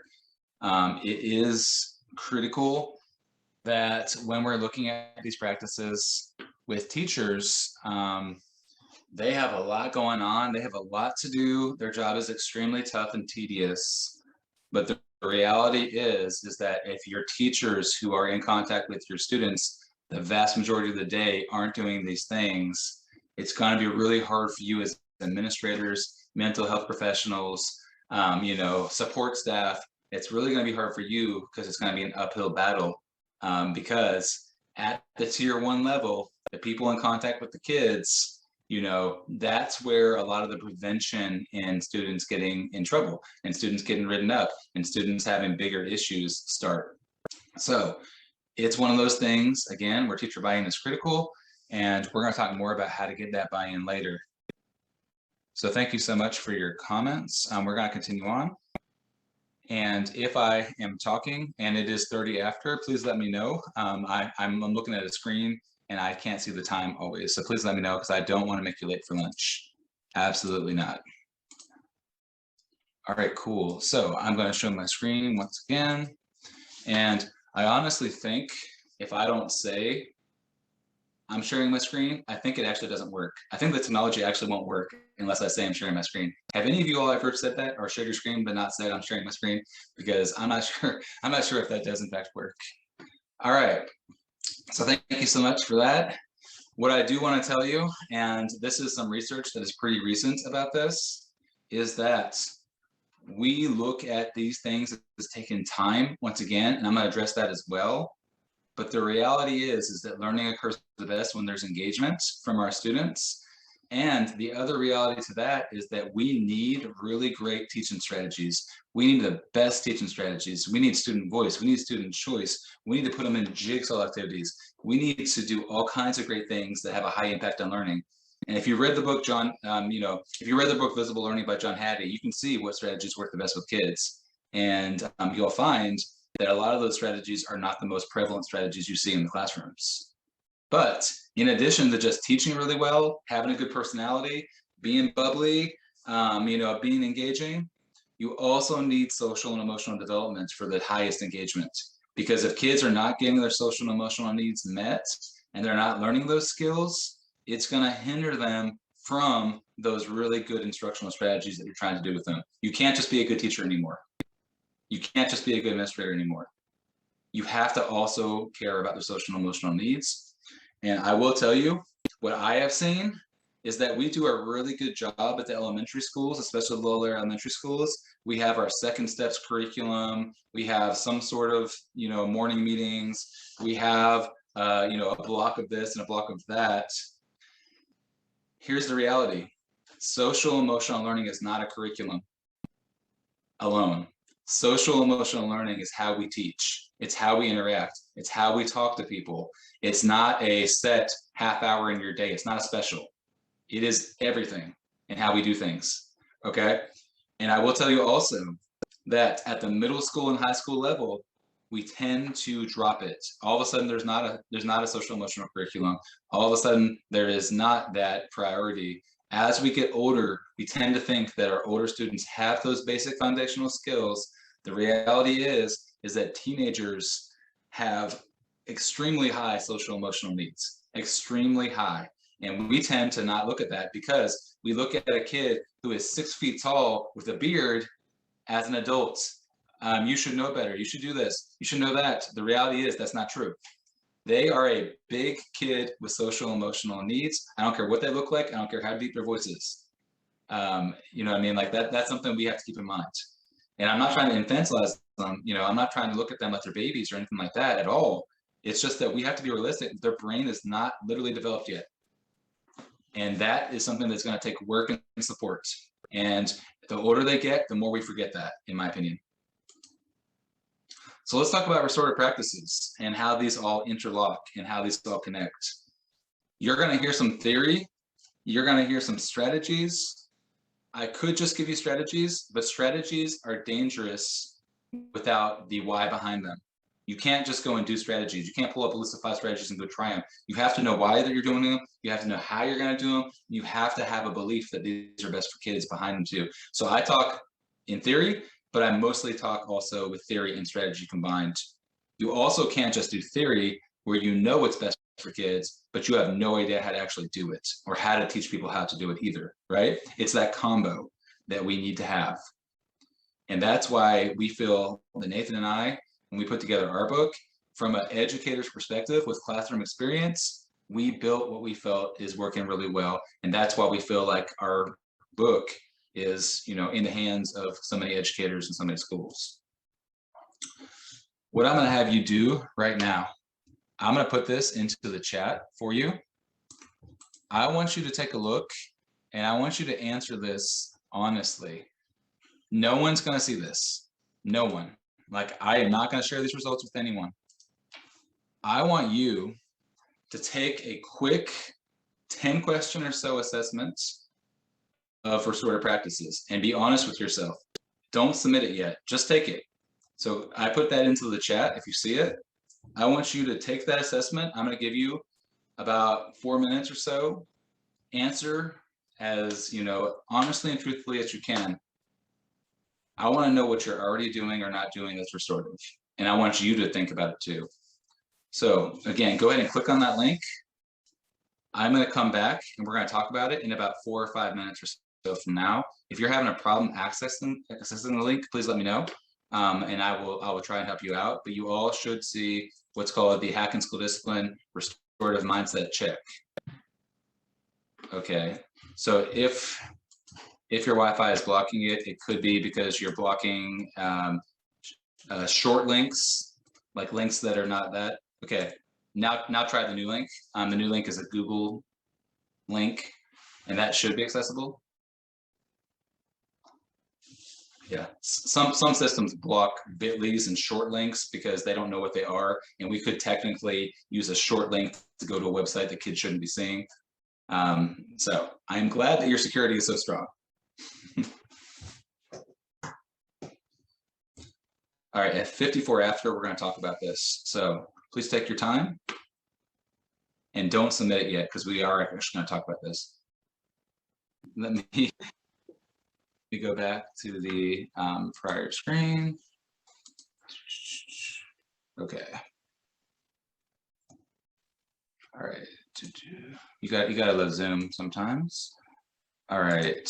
Now we're going to try that again. Now with sound.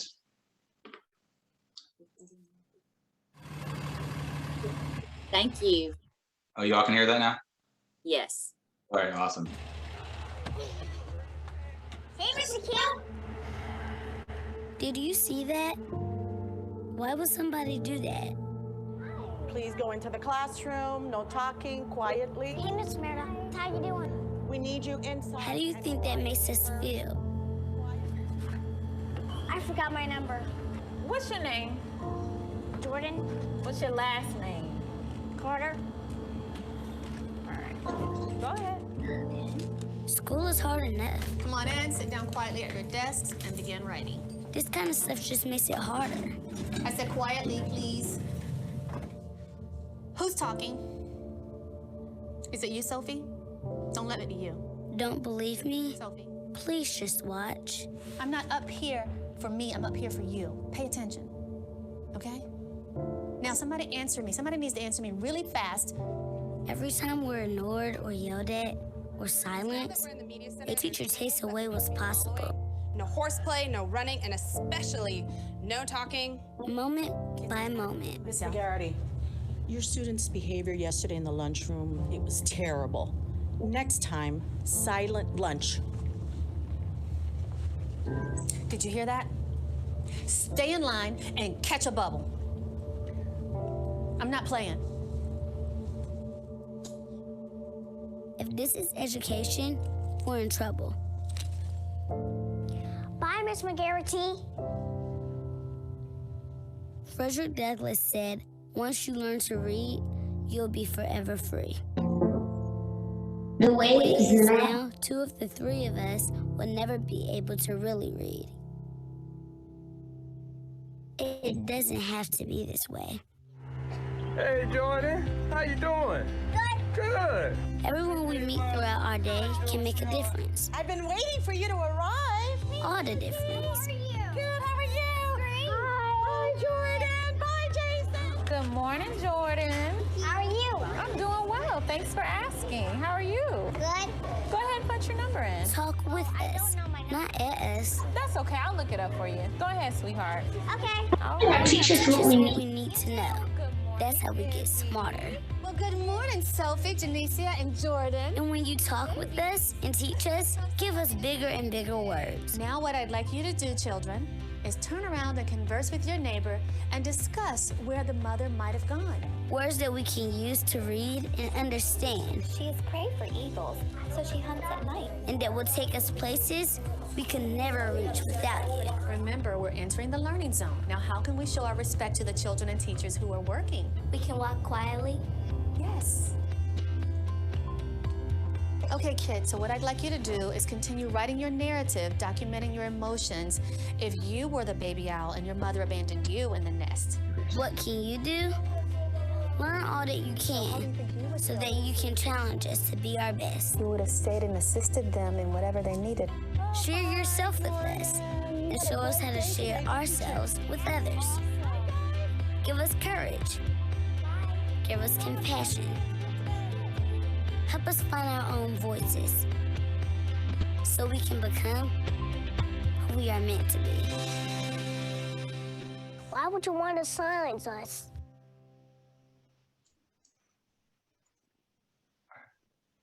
So when you saw that video and you know heard what happened and saw what happened,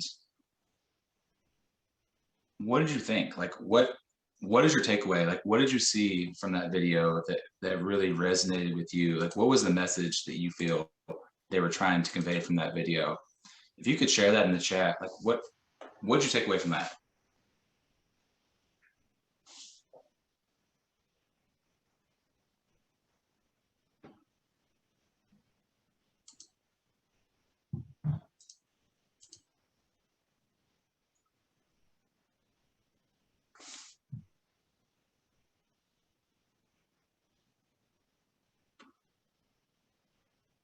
I'm seeing relationships, great video. What else? What was your big takeaway from that? What emotions were you feeling? Have we seen those kinds of things in our schools? Have we experienced some of those kinds of things as a student? When you think about that, and I saw that video, and again, it's one of my absolute favorites. There's a reason why I also train personally. I train, like when I visit a school and when I visit a school district, I also train sometimes the bus drivers. I train the custodians. I train the support staff. And when you're doing your new initiatives, whatever initiatives you're doing, are you including your support staff and all those people with you?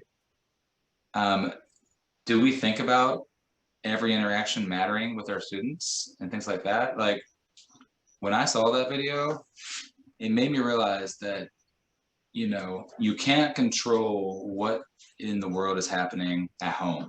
You have no say in how those kids are being raised. But the very second that kid sees another adult that's not in their household, that has a huge impact on how they come into your door. The second they walk into that school, do they know that this is a place I want to be? So again, like that video really makes me reflect on my interactions with students. And I'm not a perfect person by any way, shape, or form, but it really makes me think of the power I have with my interactions with my students, and not just me, in the cafeteria, in the lunchroom, everywhere. The funny thing is in that video, what's interesting to me is that what I found very profound, very funny, is that I was in a training a couple of weeks ago. I was in the Cleveland area at a school district, and I was training support staff, and there were bus drivers and classroom aides and things like that. A lady afterwards came up and talked to me, and she told me that her daughter was actually one of the teachers in that video. And I thought that was pretty hilarious that her daughter was in that video that I show everyone in, across the nation.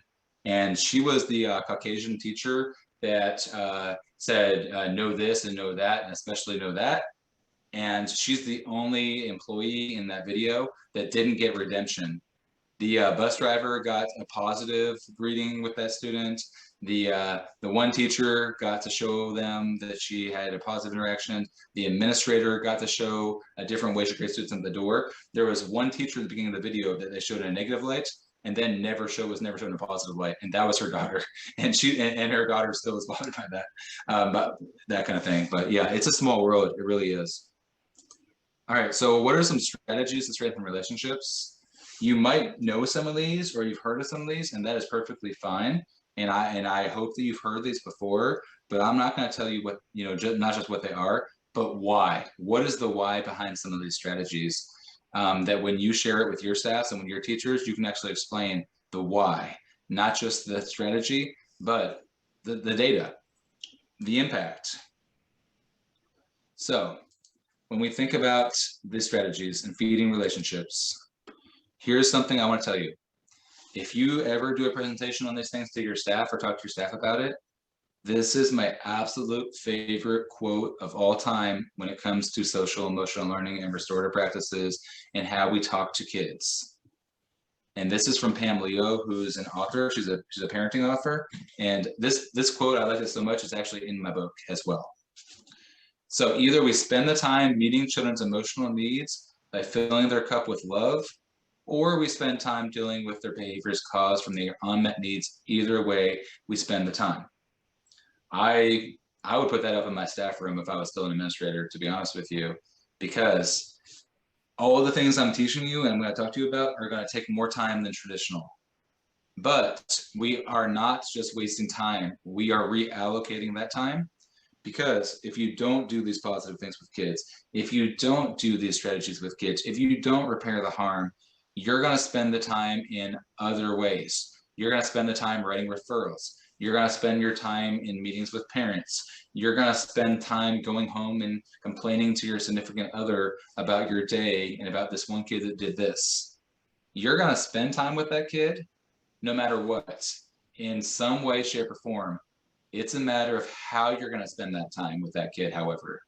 If we front load these things that I'm about to talk to you about and restorative practices, come December, come January, come February, come March, your job as an educator is going to be easier once you have that social capital with your students and once they know that this is a safe place where I feel connected. So again, it is not a waste of time, it's a reallocation of time. In fact, the research tells us that we spend around 3 weeks a year on redirecting students.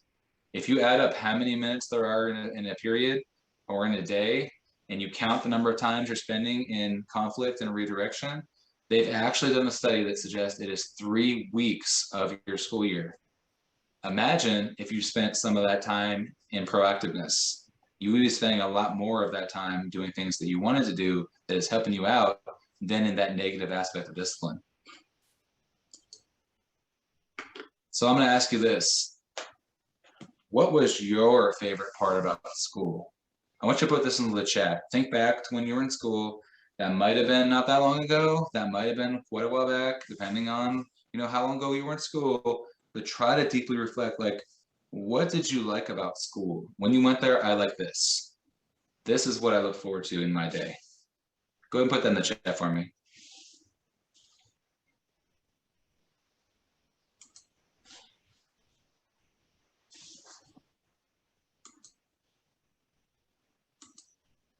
All right, I'm seeing bands. Yep. My school is an extension of my community. Awesome. Social events, interactions, time to read, art, friends, relationships within your classroom. Recess, band, friends. Keep on putting those into the chat. Like, what was your favorite part about your school day or about your school experience? And think about this. You all are in education. You all are in education. You probably enjoyed school more than a lot of our kids who are not going to be teachers, who are not going to be principals, who are not going to be social workers, right? You like these things the most. Think about the kids that don't have that drive to be an educator and what their favorite parts of school are. And the funny thing is, they're pretty similar to what you're saying in this chat. So when you think about your favorite part about school, right here, and there's actually a survey, and they actually ask kids, what was your favorite part about school? Lunchtime. Lunch is one of their favorite parts about school. Okay, and that's one of my favorite parts about school, for sure. And it's one of my favorite parts as an adult as well. And that's why I'm not going to make you late to lunch, which is actually coming up in a few minutes. Beginning of the day / homeroom was one of the favorite parts as well. So when you're, your advisory period, or when you got off the bus in the minutes in between when you went to your first period, and what a lot of you said, recess, electives, and those kinds of things, right? So in the chat, what are the commonalities? Like what do these three things have in common with each other? Okay, in the chat, like what do they have in common? Like what are the things that these things all have in common?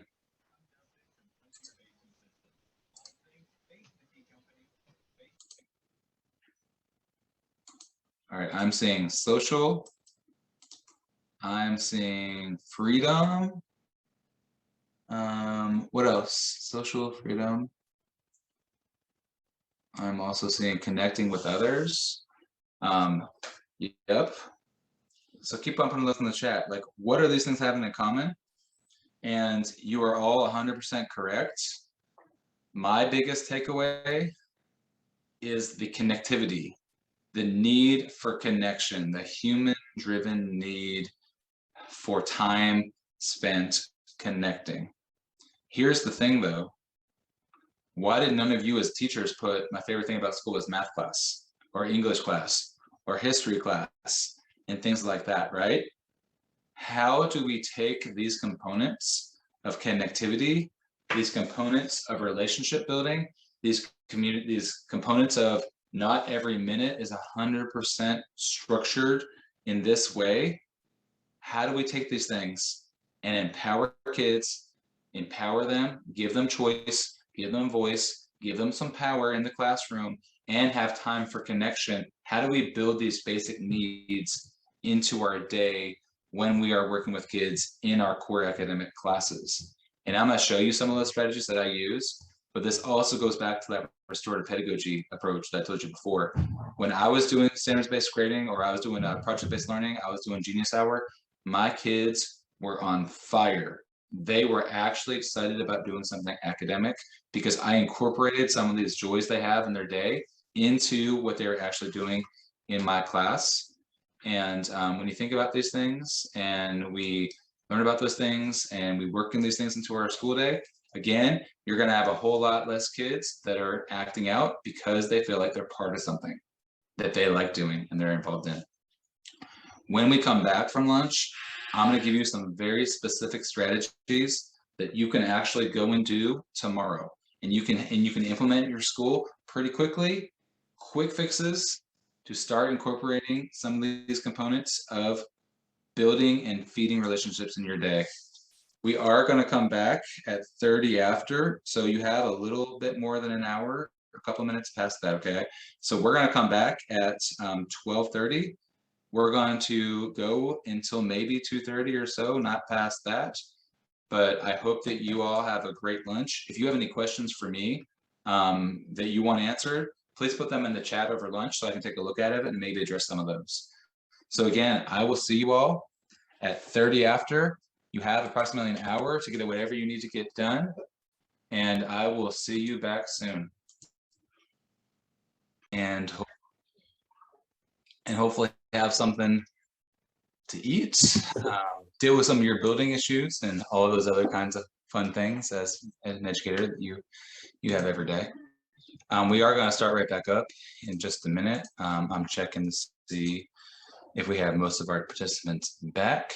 If you are back, could you just put it here into the chat so I can get a gist, because some people have their cameras off, so I'm not sure if we're actually here or not. But if you are here, you can put here into the chat so I know that you're ready to go. All right, awesome. I think we are ready to rock and roll. Have another couple of hours together today. Finish off strong with some positive things, get the circles and some tips and tricks for those. And the next time we meet, we're going to focus a lot more heavily on the reactive side. What do you do when students do things that maybe are not the best, maybe they shouldn't do? So do know that that is coming, but I like to preface that with the proactive side so that we have less conflict and less times that we're going to have to deal with the reactive, because no matter how good you do at those things, you are going to tell a kid to do something and they're going to say no. I know that. My head is in the cloud somewhere. I know that there's going to be conflict, but we can avoid a lot of it, in my opinion. All right, great. So if you remember, we left off last time. We talked about the things that we enjoyed most about school, and we were starting to talk about how we might incorporate some of that information or some of those strategies into our everyday classroom. So going on with that, we are going to go into strategies. What can you do with your teachers that are quick, effective, fast, and game changers, and why? What is the reason behind them? So a lot of you have heard of these and you saw these, you've seen this before. I'm gonna talk to you about some check-ins, different kinds of check-ins you can do. And what you can actually do with these check-ins, like why are they important, what you can see, what strategies there are, things like that. And you might not use all of these, you might only use one of these or several of these, and that's perfectly fine as well. And I hope you've heard of some of these, but I'm gonna give you a few just in case. All right. One of my favorite things and favorite strategies and things that work really well in schools with our kids. This is made by one of my colleagues. Her name is Liz Barajas. She is the MTSS coordinator of Bakersfield Schools in California, which is one of the largest school districts in the state. And they have a lot of crime, a lot of violence, a lot of, a lot of activity that's pretty hard to deal with in the classroom. And it's really, really important for them to give kids a safe place, a great place to be, because some of their home environments are not the best, not the most safe. So I can get you this, and I'm gonna send this to Kelly as well to share it with you. You can use this, adapt it, create your own, but I like the way that this is set up. This is called an emotional thermometer. So you might have seen something like this somewhere else in some way, shape, or form. The thing I like about this is you're looking at identifying emotions. You're looking at talking about emotions. You're looking at thinking about emotions. A lot of times emotions in schools are bottled up. Suck it up. You don't cry. You know what I mean? Don't be a baby. Like a lot of our emotions are bottled up. We're not talked about. It's not normalized in schools. And that's especially prevalent with our male students. Males are especially taught not to cry, not to get emotional about things. And it's really problematic. And it's really a big thing that we carry into adulthood. And we have a problem communicating our needs and our emotions to others. Therefore, it hurts our relationships and it hurts our connections with others. So this little chart right here is something you might use with our students. You can have them identify where they're at. You might use a Google form or some kind of other way, a mechanism where it's not like a private display. You don't want to say, hey, everyone who's frustrated, go to this corner in the room. Everyone that's anxious, go to that corner in the room. We don't want to point out, and embarrass people and call people out, but we do want to have them identify where they're at. Because once they identify where they're at, and you might do this at the beginning of the day, you might do this every class period, you might do this several times a day. It depends on how you want to work it in your school. Once you've identified that I'm frustrated, you'll see to the right, it has a few things you can do if you are feeling this way. If I am frustrated, it gives you some strategies. And you see it says a calming box or self-talk. I explicitly teach my kids what those things actually mean, and we normalize what it's like and how to do these things so that if they do in fact get frustrated, they actually have a tangible, actionable strategy to help regulate themselves. The goal is to explicitly teach these things and how to identify and how to use these things so that students know how to regulate themselves, even when they're not in your classroom. And I could come up with about 100 strategies in each box, but I give my students only 3 to 5 because if I give them 100, they wouldn't do any of them and it'd be overwhelming. This one right here has a lot of, you can do any sorts of characters or you can do no characters at all. It is completely up to you, but this is a very powerful tool. And I actually have this up in some of the schools I work with. They have it up in their classroom so that students can always look at that. So if they're feeling anxious, they actually have a reference where they can go and look at it. One of the things that was mentioned in the video was the calming corner. And with the calming corner, we need to normalize that it's okay to go and use it, but you can't just go and use it to chill or to hang out. Like we have to actually teach the procedures of how you use it, how long you're there, for what reasons do you visit it, so that it doesn't turn into a classroom management issue. Once we get that going and established, kids just tend to use it when they need it, and it doesn't really have any problems after that. But you can't just put a calming corner in your room.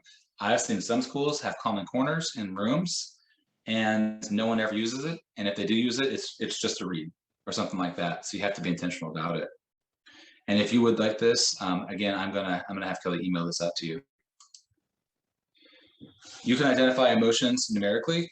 So you can have a scale of 1 to 10, 1 being really, really, really down, 10 being, you know, the happiest you've ever been. If you want to do it where they raise their hand with a number, you can do that. You might want to do it through a chat feature like we're doing on a Zoom.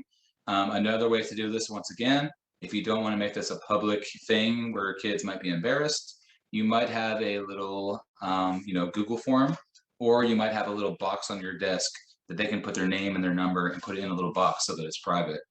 But this is just a simple way to identify how we're doing. And again, I'm going to tell you what you're going to do with this information in just a minute, because just knowing that a student's super sad is great to know it, but what can you actually do to help out that student, and what can they do to help out themselves? Positive shifting. Things are so crazy right now. Like I said before, pandemic, war, climate change, political things. It's never, in my experience as an educator, been more complex of a world and more of a, you know, almost hard to look at the positive side and things in the world.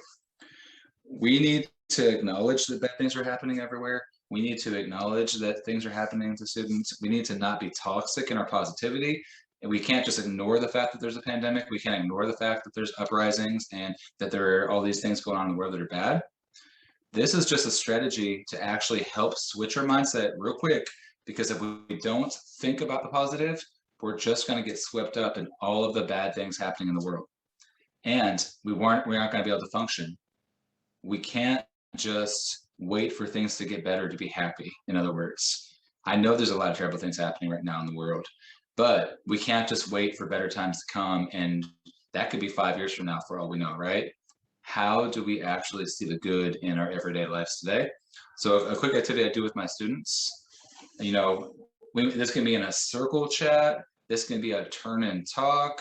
There are all kinds of ways that we can share this, but sometimes I might ask, what are 2 good things that have happened to you recently? What is one thing that was the best part of your day today? What is something, you know, what is something over the break that you just had that went well for you? What class is going really well for you right now? Like anything to try to purposefully fixate on something positive happening with you. You've also heard of gratitude journals, and those are also very positive in this kind of thing as well. But I did this often. Like I had my students think about something positive all the time. I would do a closing circle at the end of the day. You know, what was something that went well for you today, or something like that. But we don't tend to focus on this or even ask these questions in school. 2 words. This is another thing. So instead of, you know, saying, you know, I'm mad, I'm sad, I'm happy, and identifying on a chart, you can also do what we call the 2-word strategy, where you just describe how you're feeling using 2 words. So they could say something like, you know, I'm feeling very sad, I'm feeling mad, and I'm also sad. Like just 2 words, however. It's a synthesis activity. We could talk for an hour about our feelings sometimes, but we all know in class the time is very short and we might not be able to get to that. So this could be in a circle, this could be in a chat, this could be in a Google form. There's many ways we can do this and ask this, but here's the thing. We don't think about how we're feeling or express it or verbalize it or identify it very often, and this is a good way to do it. The next strategy, metaphors. So if you have some students that are having trouble identifying how they're at or where their mental state is at, because they're afraid of being judged, or it's too personal, or it's just something that's hard to verbalize to others, we also use a metaphor method and say, how are you doing using weather terms? So when we look at this, you might get students saying, well, I'm feeling a little bit cloudy. It's a lot easier sometimes to say you're cloudy than you're feeling sad. I'm feeling like lightning storm instead of saying that I'm mad, right? And if you've ever seen this movie, you know, I was going, I'm feeling cloudy with a chance of meatballs. I'm not sure if you've seen that movie, but it is an extremely good movie. And Sharknado has also come up as well as a way that people are feeling. But this is something that has always gone well with me when I've asked this question to kind of identify that. Here's why we ask these things. And here's one thing you can do about it, okay? If you know that a student is feeling sad, mad, having a hard time, anxious, etc., we know that, and it's great, and we talk about it, and we teach strategies that they can do on that first poster that I showed you when they're feeling these things. I, as a teacher, also express sometimes, hey, you all, I'm feeling a little bit anxious right now because of this, this, and this. What I'm going to do right now is do this strategy. I'll actually model how I'm feeling sometimes and actually show them a strategy that I'm doing because of it. And I am very careful to be, vulnerable with my kids. Like, I'm actually going to say sometimes how I'm feeling. I'm going to show them strategies that I'm doing. I'm going to show them that I have a squishy ball in my hand because I've been anxious about something. We have to normalize talking about these things with our students, because it just is internalized. It's bottled up, and it will come out eventually as a manifestation of something big, a huge behavior later. So if I know a student has been sad, and they've been sad for several days in a row because we've identified that in some way, what I'll do is I'll intentionally fill their bucket.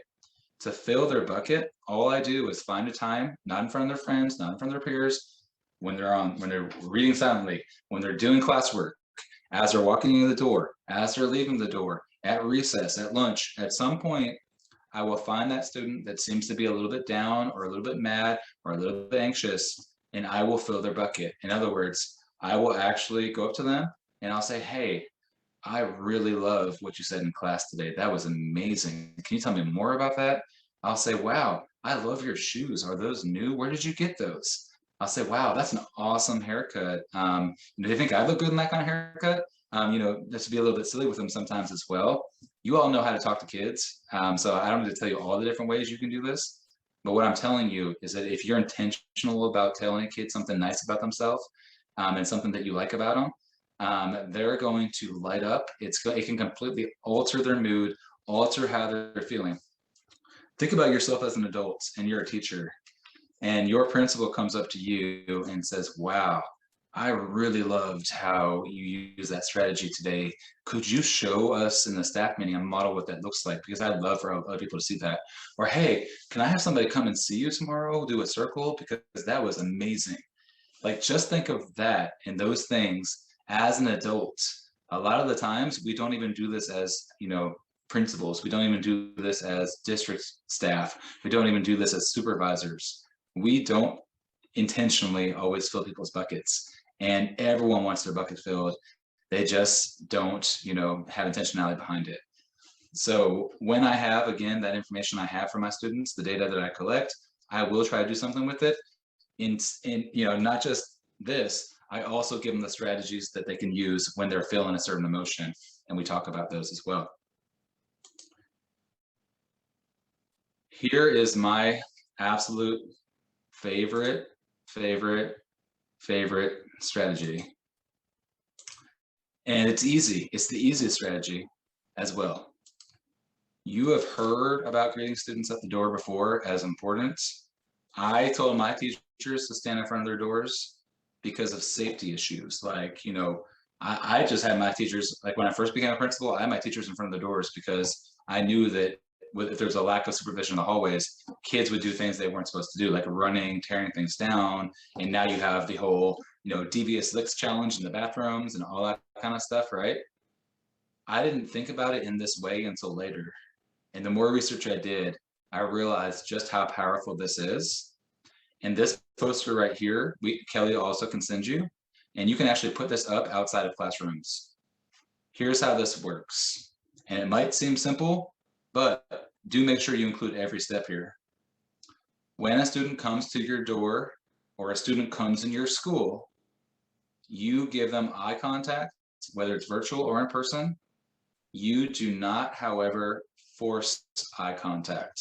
You do not tell a student to look at you in the eyes. You model that, but in certain cultures it is actually a sign of disrespect.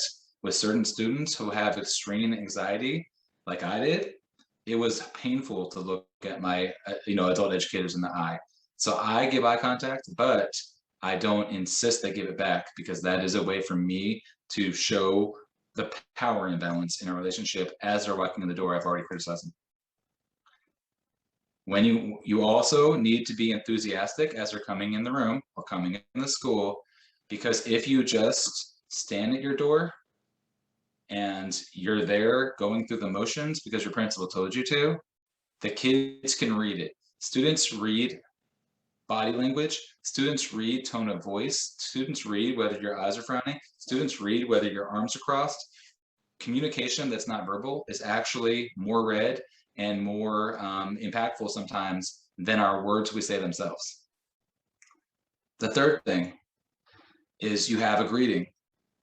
And with this greeting, if you look on the right-hand side, I actually had my students pick which way they wanted to be greeted that day. And whichever way that they picked they wanted to be greeted, that's what I did with them as they were coming through that door. If they just wanted a thumbs up, me being a super introverted kid and social anxiety like was extreme, I would have felt like I was going to die if I was forced to do a dance or a dab with my teacher as I walked into the room. I just had the students come up and tap the one that they wanted to do. So this is a poster you can hang outside your room. They might tap, just say hi. They might tap, do a dab. You might look a little bit silly doing a dab as a, I might look silly as a middle-aged man doing a dab with my 13-year-old students, but you know what? They liked it, they enjoyed it, and I got over it, and it was a huge relationship builder. If you look at this poster too, you notice how it's very diverse. You have students from a lot of different backgrounds. You have students with different ethnicities. The only thing I wish this poster had was a student that had, was disabled in some way, so that they would show that as normalized as well. All of these greetings are also non-contact, so you don't even have to touch your students or make contact with your students, especially with COVID going on, to do any of these. Last part is say their name. All you got to do is say their first name in an enthusiastic way, like hi John, hi Jordan, hi Antoine. You know what I mean? What I'm going to point out to you, however, and I know you've heard this before, especially in recent times, is that you say their name as they want to be said, the name that they go by, and you don't give them a nickname, you don't shorten their name, you don't give them a name that you can pronounce. You say their name in the way that it's supposed to be pronounced and the way it's supposed to be said. I have gone through a lot of times, in my life, my last name is Weinstein, like Einstein, with a W in front of it. I was called Weinstein all the time, and I never bothered to tell my teachers because I had so much anxiety about it. And that was my last name, and it bothered me. Imagine your first name, and your teacher butchers it, or your teacher gives you a nickname because they can't pronounce it, and that teacher is of the opposite race of you, or a different race than you, or a different culture than you. Basically, we're already showing a power imbalance because there's an adult versus a kid relationship, versus there's a systemic issue with a teacher that might be Caucasian with a student of color. That's already at play, and then I say their name incorrectly, or I give them the name that I feel like I can pronounce with them. As they walk in your door, they're already in a bad state of mind. So do keep that in mind. If you don't know how to pronounce their name, the simplest way is to ask them. There is some instances that I've seen teachers get creative with this, and towards the beginning of the school, each student recorded a 1 minute about me video. How to pronounce my name was one of the things they said about them. And I had those recordings, and I could play it if I ever needed to. If I see a name on my roster that I'm not 100% sure of, if it's not Brian, Billy, Jane, Susie, if it's something that I am not familiar with how to pronounce, I might pull that student aside and say, hey, I want to make sure I get this right. I want to make sure I'm pronouncing this correctly. Can you say your name for me just so I know? And let them know. If I ever say it incorrectly, please let me know, because it really matters to me that I value your identity. So if you just have your teachers doing this one strategy, the research has shown, according to the Journal of Positive Behavior Interventions, that this strategy alone can increase engagement 20% or more. You heard that correctly. Just by greeting your students at the door in this way can increase engagement for that class period by 20%. If you add that up over time, over the course of 5 days, it's almost like having one more class period of engagement per week, just because we did this one strategy. It's also shown to reduce negative behaviors by 9% or more. So you're having more engagement and less behavior problems because the students felt validated as they walked into your room. And that's why this is so important. It's not a hallway supervision thing. It is a connection and it is a belonging thing, in addition to seeing people running down the hallway as well. This is another one that we talk about that is very powerful, and I'm sure you've heard of this before, the 2x10 strategy. And what I want to point out about this, I'm going to tell you briefly what it is, because a lot of you have already heard of this. You're spending 2 minutes a day, 10 days in a row with a student needing support, and you're just talking to them about anything, about their shoes, about Minecraft, about the band they like, about anything you possibly want to talk about, and more importantly, what they want to talk about. You do it during silent reading time, you do it during classwork, you do it on the way to lunch, you do it before school, you do it after school. I'm just spending 2 minutes and 2 minutes only. It doesn't need to be 20 minutes, doesn't need to be 10 minutes, 2 minutes building this relationship with this kid. This has shown to drastically reduce behaviors and increase belonging in students by doing this one strategy. You can't do this with all your kids, however. You can't do this with 15 of your kids. You can't do this with 20 of your kids. It is only with students that are showing that they need some sort of support, or they're showing some sort of lack of connection to your classroom. I want to point out that we don't want to stereotype. We don't want to assume that because a student has an IEP that they need to have a 2x10 strategy with me. You need to actually see which students actually need this and then act, and don't assume that they need it. Don't go into this with a deficit mindset. I've also seen some educators, pinpoint their students of color, and all of my students of color need this meeting. And the reality is that we are looking at that as again, a deficit mindset. If the student that is struggling in your class and failing to make a connection with you happens to be a student of color, then that's what it is. But I've seen people go into it thinking that before we've even identified the kid's needs based on data and observation. So again, this is something that any teacher can do, and it's not rocket science, and it makes a huge impact and a huge difference. You can do this as an administrator, and that's great, and I applaud you for it. But here's the thing. If they're having problems in math class, and that math class is a problem, and they're feeling lack of connection in math class, but they do this with the administrator who's not in their math class, it's not going to have the same impact. It's just not. It's not the same thing.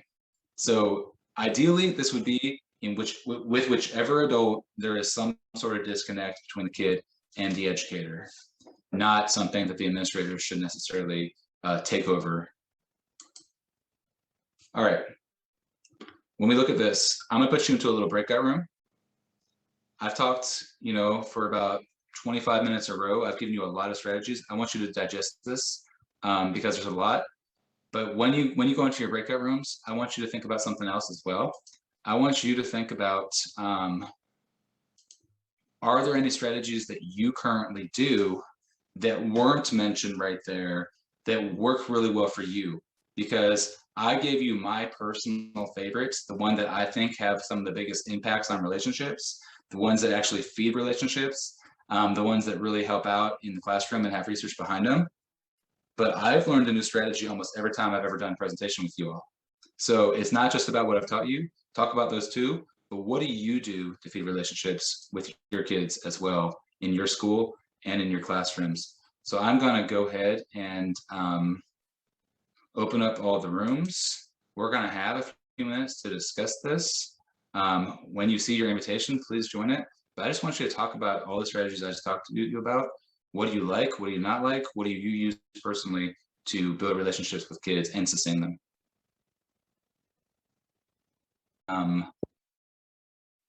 If you could put into the chat, like, what was your biggest takeaway from the chat? Like, what strategy that you've heard about or from me did you like the best? What strategy did you hear from somebody else that they do that I didn't mention that you like the best? What was something that you heard that you took away from that conversation? Again, go ahead and put that in the chat. What was something you took away from the conversation that you just had? A strategy, the gist of it, a mindset, what was it?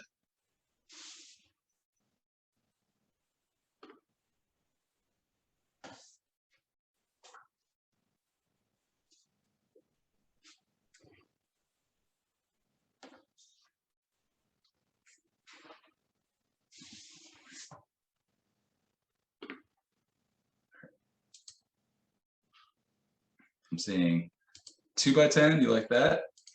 That's a pretty simple strategy. And it's not rocket science, right? It's something we can just do. I'm using staff other than teachers to help implement this. Absolutely. I'm seeing somebody comment that it's easy to implement, right? Like everything I just showed you is something we can go and do. You know, it's not going to take you a boatload of training to go and greet students at the door. It's not going to do a boatload of training to tell people to have a 2-minute conversation with your kids.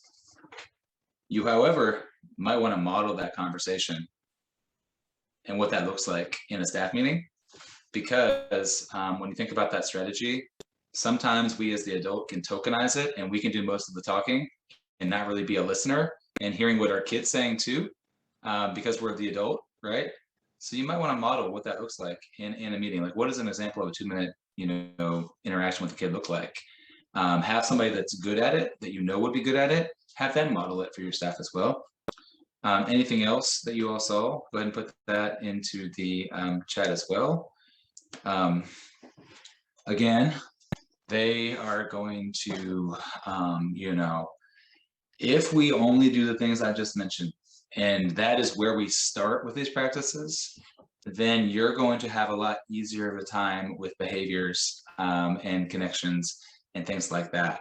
The hard part is going to be teaching people how to do things that are more intensive, teaching people how to do things with discipline. These things I just told you, just go and do them and try them. But in my school, by the end of my tenure there, every teacher was out in the hallway, I would say 90% of the time.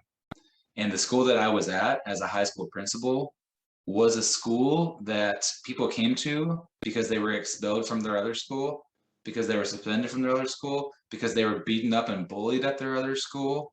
It was a school that had a bunch of the students that you see come into your office every day. And that was a large part of my population. It was a family. That's why they came there. That's why they stayed there. And that's why my teachers, despite paying them less than their neighborhood schools around them, stayed. My teacher retention rate was 96%. And I paid about $5,000 to $10,000 less than the competing schools around the area. Because when the teachers did these things, the kids felt like these kids are like my kids. Like it was like this, it's hard to describe the connection my teachers had to their kids.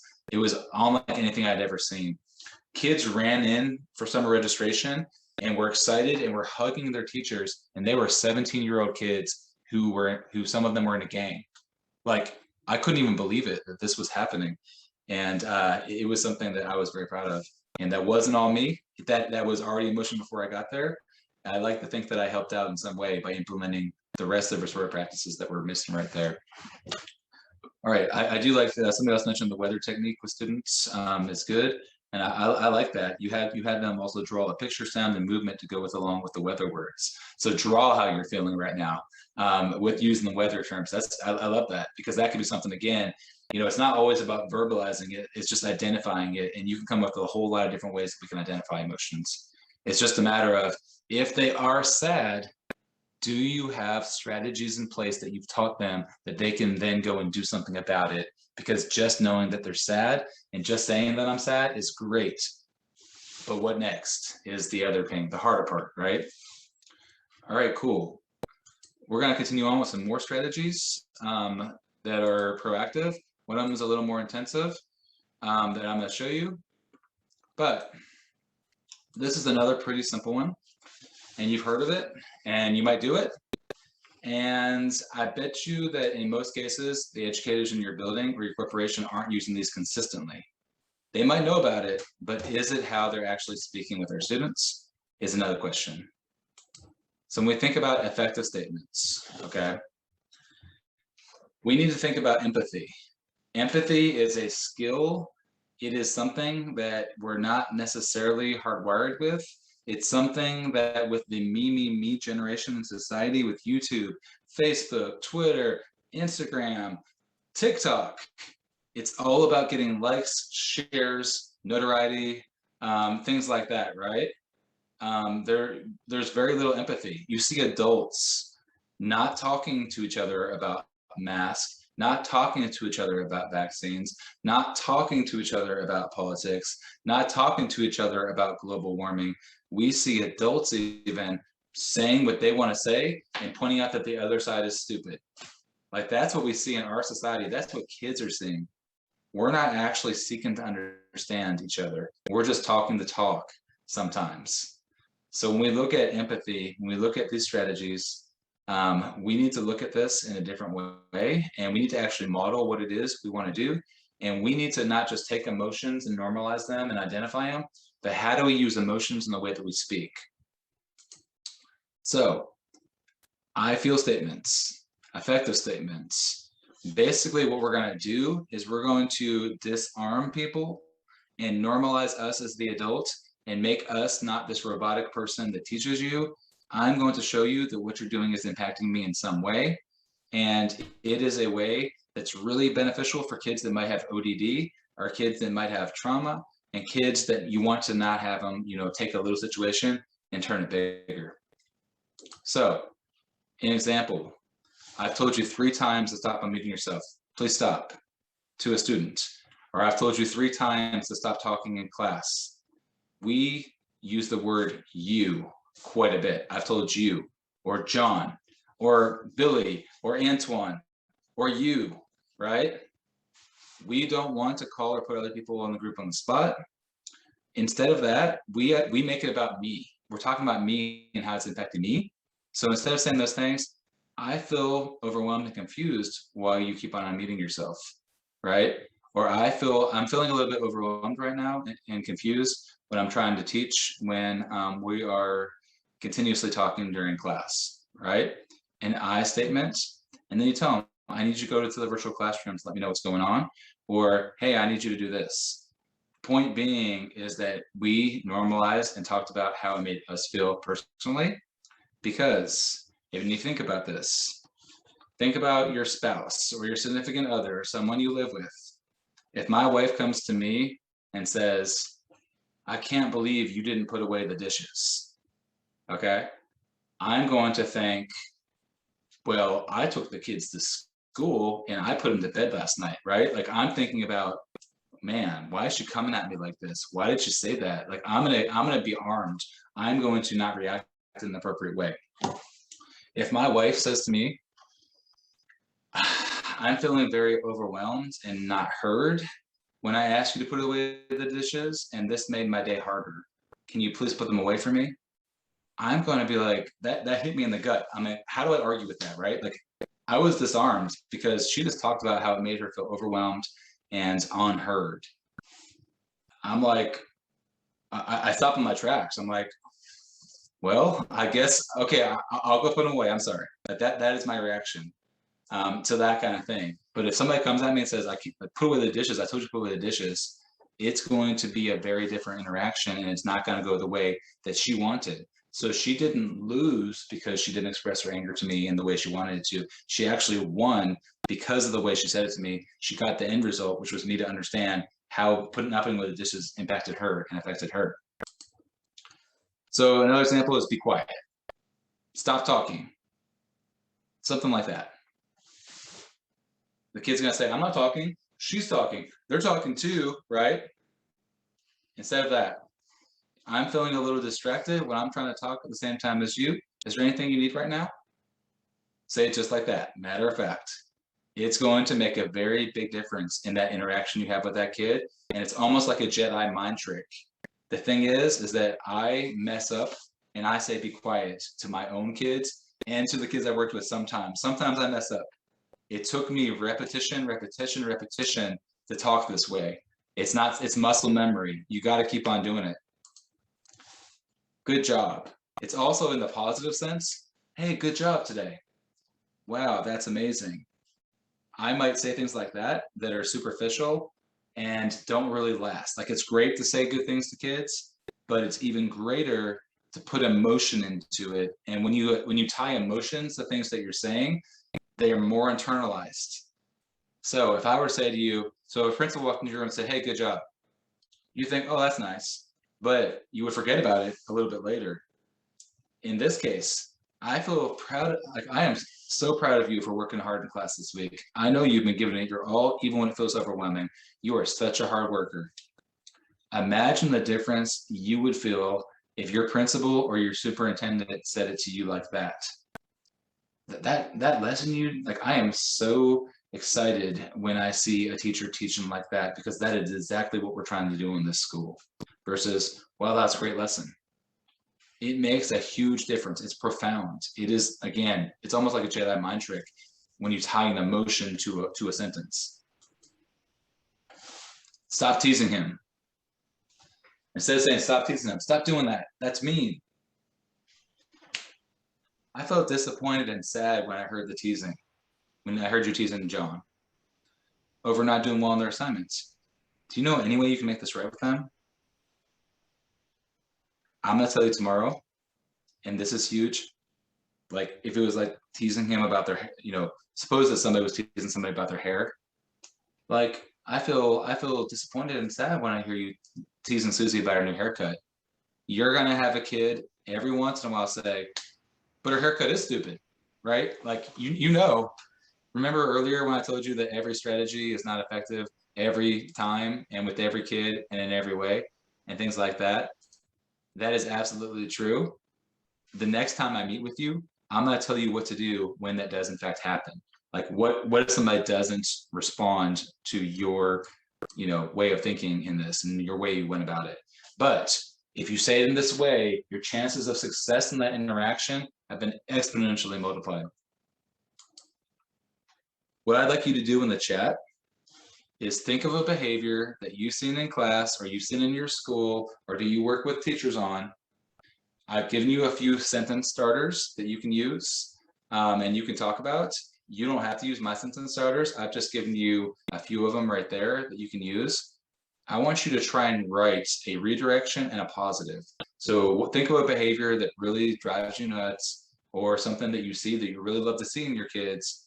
And I want you to phrase it using an I statement and put that in the chat. I'm gonna give you 2 minutes to see if you can come up with one of each.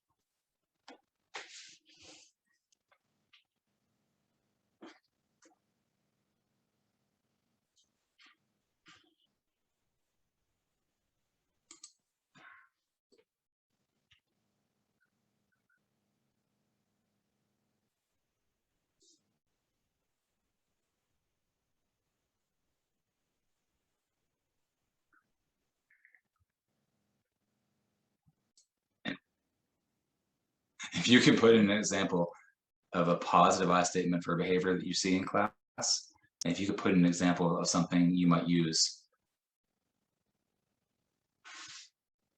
Okay, so what I'm seeing, I am sad that you decided to keep your cell phone in your pocket when the teacher told you to put it away. It distracted the class when learning, from learning when your phone buzzed. Instead of saying, I am, get your phone out of your pocket. Like that's a huge way. I'm proud to see you made it all the week without losing any points. Instead of saying, I'm so proud of you this week, they actually made it very specific. I'm very proud to see that you brought all your crafts that you did this summer for me to see, you share with your peers. I'm having a hard time understanding why you continue to get ridden up on the bus. You know what I mean? Like I'm having a hard time understanding is another way to kind of be a little bit less disarming. All right, cool. Keep on putting those into the chat. Like these are important, and again, they're hard, and they're not something that it's not the normal way that we talk. But when we use these statements, I guarantee you're going to have more success than not using these statements. And again, you're going to have a kid that says her hair is stupid, and I'm going to teach you what to do in that situation as well. I'm excited to see you persevere through your quiz and doing your best. I am so sorry that this is taking so long, but I appreciate your patience and I will not forget these great efforts. Awesome, cool. So these things are super important and again, super simple, and it's something that I model with my staff. I talk to my staff this way, and it is something that again is huge. And it's not something that will require a bunch of training for your teachers or for your staff. Now let's get into our last section for today, which is circles. This is the one that perhaps is the most important one of building relationships, but not building them, but sustaining them in classrooms. I'm going to teach you some methods and methodology behind this. What I'm going to teach you, if you've ever been trained on circles through another organization or another book, the way that I do it, the way that Nathan does it, is different in some ways. And it's different for a reason.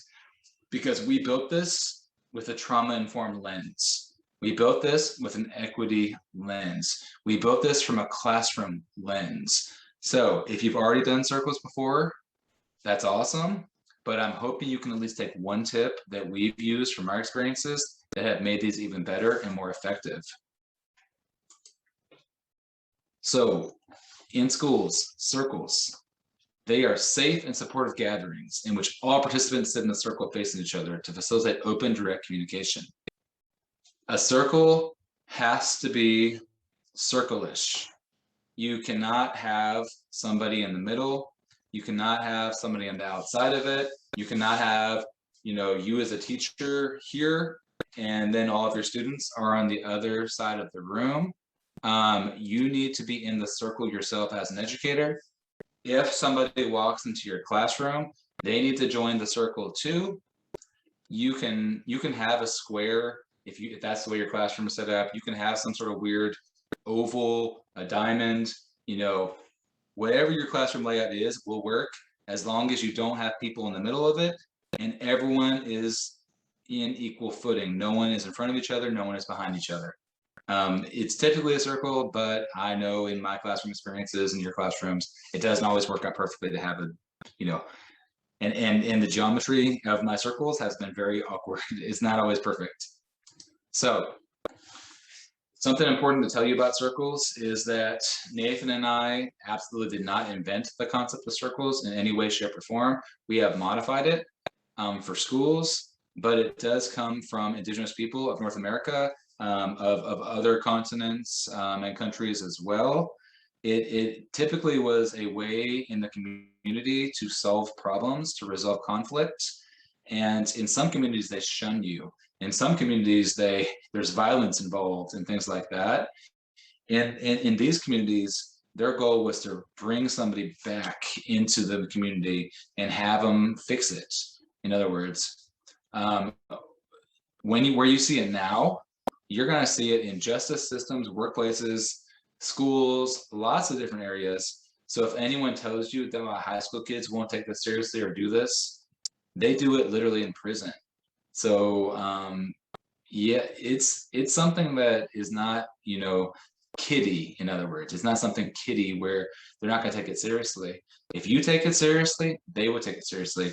It's also something that can be done with the younger kids as well, very easily. And sometimes my circles with kindergartners went better than my circles with seniors. It's pretty universal in where we use these. It's not too kiddie, it's not too adult. And I've seen elementary teachers think it was too adult. I've seen high school teachers think it's too kiddie. It's not. And that is something you might hear, but that's why I put where else it's used so you can see. The purpose of circles are to show that we're all connected. Like, that's why it's a circle. We're all connected. That's why it's called the circle of life, right? Going back to the Lion King, it's the circle of life, right? We're all connected in some way, shape, or form. What we're going to do, and if you remember a little while back, I talked about belonging, and I talked about students feeling like they matter as a huge thing that we can do, and we need to really increase in schools. This circle does honor the dignity of each person in it. It does build community. It feeds relationships. You look at an equal voice to all and contributions by all. You'll notice in some cases that you'll see students, especially students that have been marginalized, especially students that have had, disconnection from school, not participate in class, not have an equal voice, not see themselves on the wall, not see themselves in the curriculum, all kinds of things. The circle is a place where everyone matters. And I'm going to tell you different types of circles and help you with that as well. And in some schools, it might look differently than other schools. I'm going to teach us the procedures of it and how it should look and different types you can do in schools. The impact. If we have conflict in the classroom, We have dialogue about it. We're vulnerable with each other. Can you imagine if I put my kids in a reactive circle when something went down and half of the class was having issues, and we got in a circle, we followed our procedures, and when we did this, the kids came up with the solutions to the problem and not me. It's about giving some power and some efficacy and some responsibility to the class for their own learning environment in some cases, but it's also a huge way to build community and to build connection. And it also is very important because of this reason. We see systemic inequalities going on in the world all over the place. And when we equally hear each other, when we hear stories and perspectives, and we learn about each other, it opens up that empathy and it creates kids that not only know about each other, they know about their own identity even more. They hear about other people's identities, other people's belief systems, other people's way of thinking. And then the biggest thing that can come is they're actually in solidarity, meaning what we can do with these circles is, and here's the most profound thing that I've seen in a circle when I was working with the school. So the prompt was, what is something that makes you mad? And a lot of students were talking about pretty superficial things like, you know, it makes me mad when my mom takes away my cell phone when I get a bad grade in math class because I try my hardest, I just don't get it. The other student, I get mad when my mom doesn't let me play my Xbox past 9 o'clock or whatever, right? One student said, it makes me mad when I go into a store like Walmart and the cashiers, the security, they seem to be looking at me when I'm shopping. When I heard that, I looked at the faces of the other kids in the room. They were shocked that they were being watched in Walmart. The kid then was vulnerable enough to say, I feel like I'm being watched because of my skin color. I feel like they think I'm gonna do something wrong just because my skin color is black. Holy cow, you should see the eyes in some of the students because you know what? They might have heard of something like that happening. They didn't know it was actually real and somebody that they knew it was happening to. I heard a girl say, well, you know, I hate, it makes me mad that people, when I walk by, I feel like I'm getting stared at all the time and people say inappropriate things to me all the time because I'm a girl and I dress in a certain way. Like when we get to that point where we can talk about those things with our peers and our classmates, we start to think about, wow, racism is real. Wow, sexism does exist. Wow, like these stories, we start to not be so divisive. We start to come together and hear each other. And that's the most powerful thing you can see in circles. Now, these are more serious circles, and this is something that can happen over time. This is not the point of every circle, but I still want to know that a student that looks differently than me might actually like anime. The girl that looks differently than me that I've never talked to in my entire life, she might love this particular jewelry that I love too, and I never knew it. I actually had a circle I was doing in a PD when I was in Chicago, and teachers got in a circle and talked about something. Come to find out that they both had kids that were going to the same college in the same year and moving into the same dorm together, and they did not know it, and they had no clue. And they were a 3rd grade teacher and a 4th grade teacher who, were probably 100 feet from each other, but they didn't ever connect in any way except for about curriculum. Those 2 teachers, if I had to guess, probably got a little bit closer because now they had that connection they didn't have before and could talk about those things with each other. So I'm going to show you an example of this actually happening in schools. This is in Oakland. This is a school district that I know some principals here, and they're doing great work with this. Oakland is a place that has a lot of issues with gangs, a lot of issues with violence, a lot of poverty going on. And when you hear some of what these people are saying, the students in the class, do keep in mind that this teacher didn't start here on day 1. They didn't start here on day 10. But think about this. How would you feel if you were a student in this class versus a student in some of the other classes that you've seen?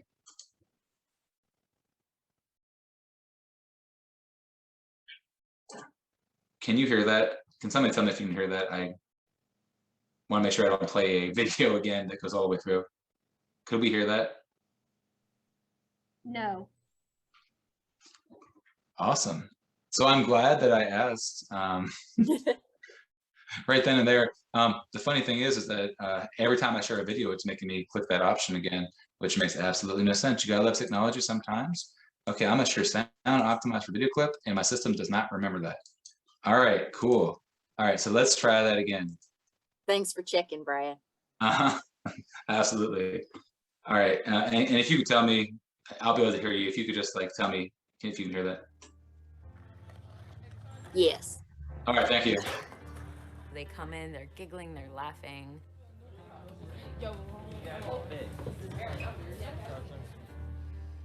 And there's just like a lot of kind of like giddy, intense energy. Coming for what? And then the circle and their relationships with each other actually kind of like quiet something in them and allow them to be more present for each other.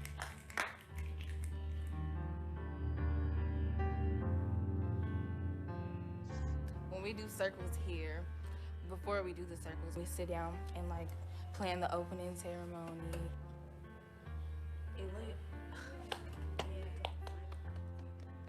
My great hope is to laugh as much as I cry, to get my work done and try to love someone. And I have enough courage to accept the love in return. Maya Angelou. And in high school especially, like, we don't have enough, connections with each other sometimes, everybody just all focused on the work and, stress at home and stuff like that. And circles create a space where people can talk about their feelings, about how they're doing home life. Now we will review our class values. The first one was being open. The other one is respect. We share our values to respect each other and stuff like that, because we all are still humans and people get sensitive sometimes. So we're trying to make sure that everybody feels comfortable and doesn't get their feelings hurt. Okay, now we will share an object that relates to hope. I have my I Heart Being Black bracelet because I hope that everybody is proud of who they are. I got this play to win thing from a boyfriend. We exchange bands all the time. And this brings hope because it just keeps me going. My mom made this necklace for me, and it represents hope because she never had time to do anything for herself. They're being asked to be vulnerable to a group of people, which is kind of like antithetical to what it's like to be a teenager, which is what's the best way to hide right now. So the first thing that I do is I share as deeply as I possibly can. I feel like if I can share deeply and from my heart and listen really attentively to other students, they're looking at me to see how I'm behaving. I have you guys give me a lot of hope and stuff like that. Our advisory is like a family. I've been through police brutality, tragedies and stuff like that. And instead of me being depressed about life, I know I can come in and talk to my community. They understand. And most of the time, if it's something I'm going through, they've probably already been through it before.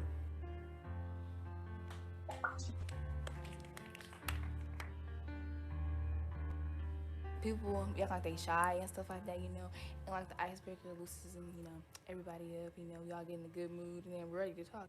The wind comes and blows if you live in Oak. The wind comes and takes anyone whose shirt is black. The wind comes and takes anyone that likes to play basketball. Anybody who has headphones. Anybody that lives in East Oakland. If you're wearing shorts. The wind comes and blows if you have on a pink shirt. I picked this talking piece. This show is hard and we're a strong community. It's kind of like step up, step back, because I am stepping up by putting myself out there and being a facilitator. But I'm also like stepping back because I'm letting other people talk as well. What's good about being a teenager? you get more freedom now. You get to know people really deeply.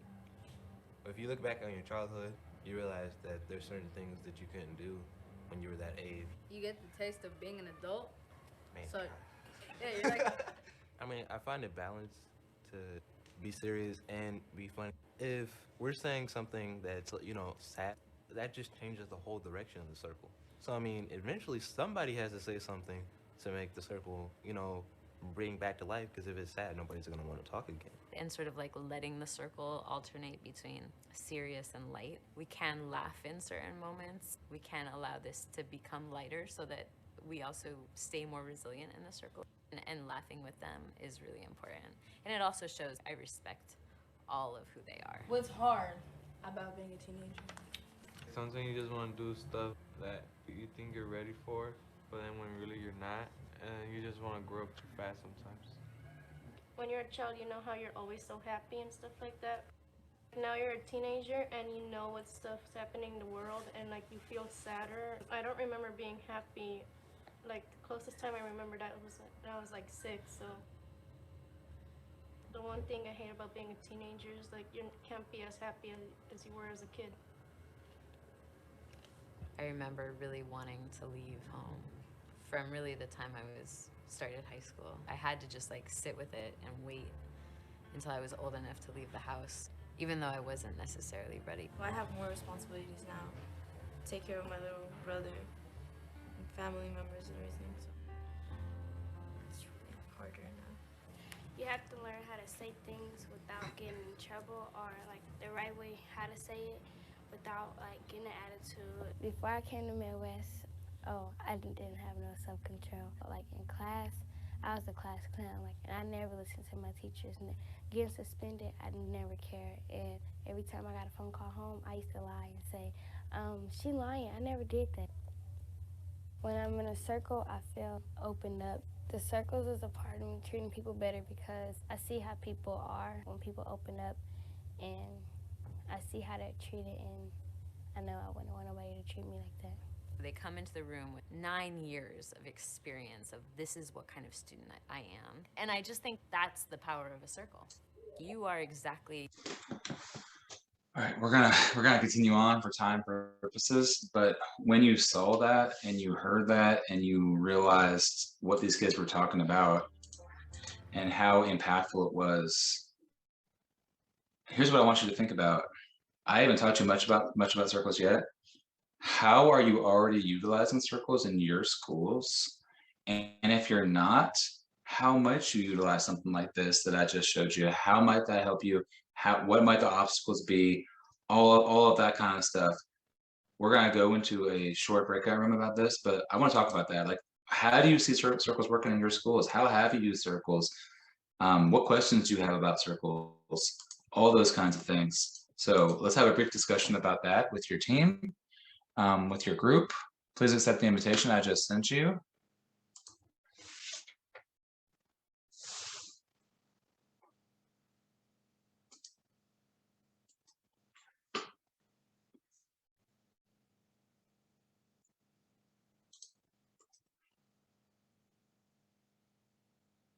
If you're having any problems whatsoever getting into your room, please discussion. And you were, talking about circles. Some of you have done some of these things. Some of you have tried some of these things. If you could put into the chat, like, what are some things and some ways that people talked about? Like, how are you currently using them? Did you hear any interesting ideas from anybody else that you heard? I will tell you that with circles, when we do them, it really is something that has to be planned out. You can just go and sporadically do a circle as a teacher, potentially, but you have to be very careful, because if you have a circle going on in every class period the entire day, students might get circled out, right? Like, you might have a plan where we do circles every morning in morning meeting. We do circles in, advisory period every single day. We do circles on the first period of the day and the last period of the day on Fridays in our school.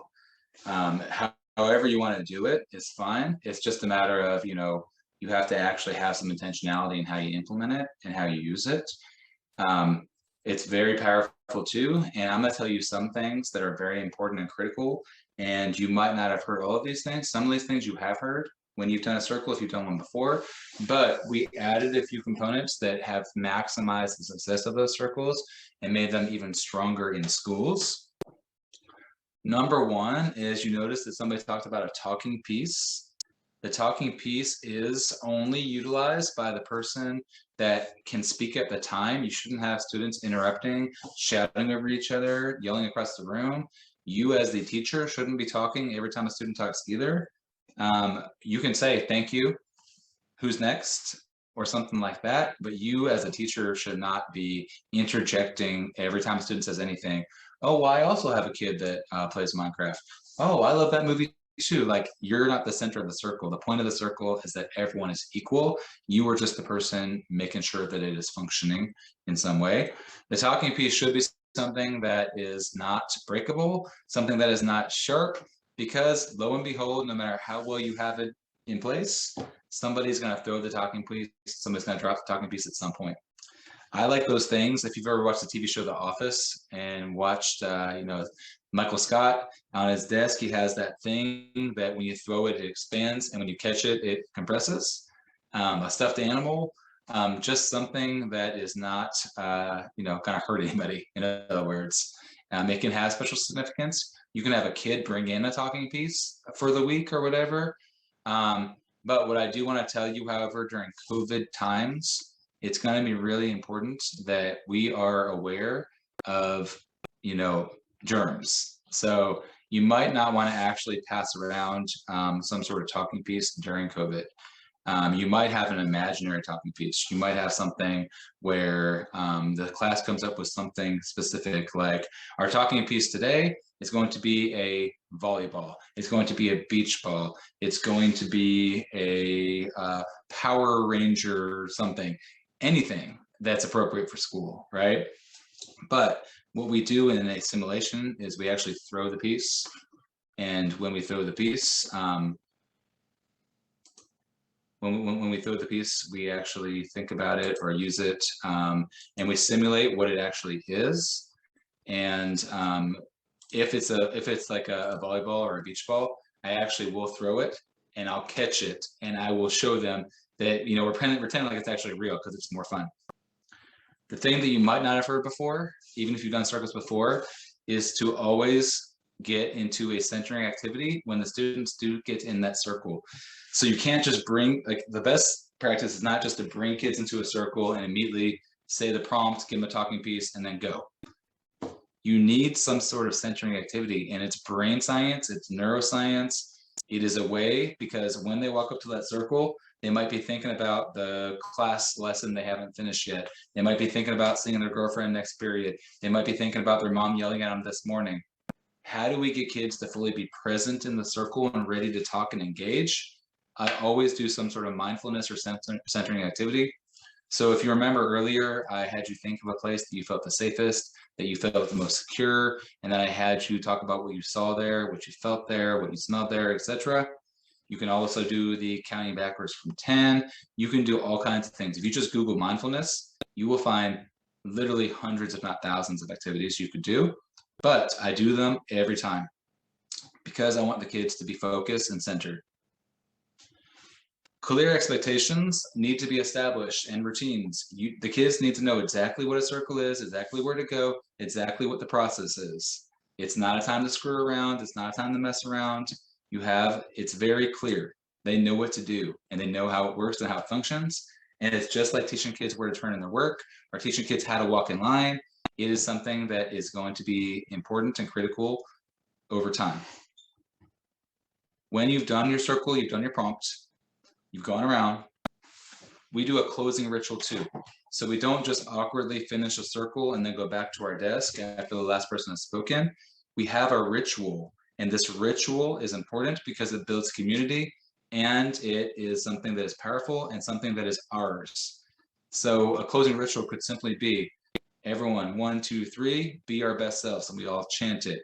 It could be we do a group air high five. It could be something you come up with each and every day, or it could be something that stays the same all year long or changes every week, but you need to end the circle in some sort of way that signifies the circle has ended, instead of just walking back to your desk.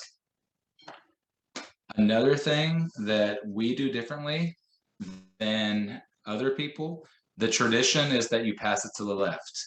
And it goes back to passing the peace pipe and back to indigenous populations passing it to the left. Think about popcorn reading.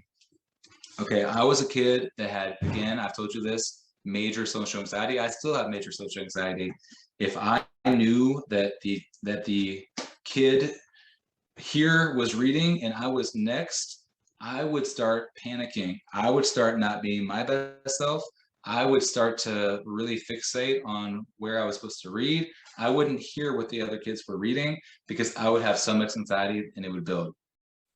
So popcorn reading, you know, was something that really I was scared of, like three-way counting, stuff like that. What we recommend instead of passing to the left every time is just a volunteer basis. Somebody starts, okay, would anyone like to go next? A kid raises their hand. We walk the talking piece over to them, and then they go. Then they finish saying what they need to say. Who'd like to go next? Somebody else raises their hand. Because if I am a person with major social anxiety or just anxiety in general, or I don't feel yet safe in that classroom, I might not participate in that circle, and that's cool. But I might hear somebody else say something who's the seventh person that talked, and then I want to say something because I had an idea in my head, or I made a connection to that, right? So in other words, you can pass it to the left every time until it goes all the way around and everyone's had a chance to speak, or you can do it where they just volunteer and then walk the talking piece over. And that is what I did when I was a teacher and as an administrator that I think made a big difference for the students. The expectations that you set in the circle are also important. I want to make sure that they're clear, they're goal-focused, they're respectful. So we're going to talk more about expectations on day 2 as far as how to set those and what those look like. But when kids come up to the circle, here's an example that we have. We worked with a school in Lauderdale, Tennessee, and this school is near Memphis. And they actually had this up on their wall in their school. And it just was simply positive, not don't do this, don't do that, 97 rules. It was simply be honest, say just enough, be respectful, listen and speak from the heart, and what is shared in the zone stays in the zone. They call their circles the zone, okay? This is a good place and a good way to start. And they had these expectations, they're the same in their entire school. So no matter where you do a circle in that building, it's going to be the same expectations. Because if you do a circle in math class that has different expectations in English class, which has different expectations in music class, all of a sudden it's going to get very confusing to the students. So my suggestion would be that you have expectations that are pretty similar, if not exactly the same, from room to room in your building. There's all kinds of ideas for circles. There's opening circles, closing circles, academic circles, which I'll get more to later, and community building circles. And we're going to do an example later of one of those as well. An opening circle would be how we start our day. You know, what is one thing you're looking forward today? What is one thing that you learned yesterday? You know, anything like that. Closing circles, you know, what is one takeaway from class today? What is one thing that you're proud of that you did today? It's just some sort of closure. Academic circles, I'm going to show you some more specific examples. Community building circles, I'm going to show you some more specific examples. There's a lot of different circle ideas that you saw, and you even saw a lot in those videos.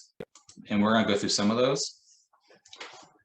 What I want to point out to you with circles, the thing you have to get right no matter what is having appropriate prompts. The thing that you're asking to the kids is going to matter a lot.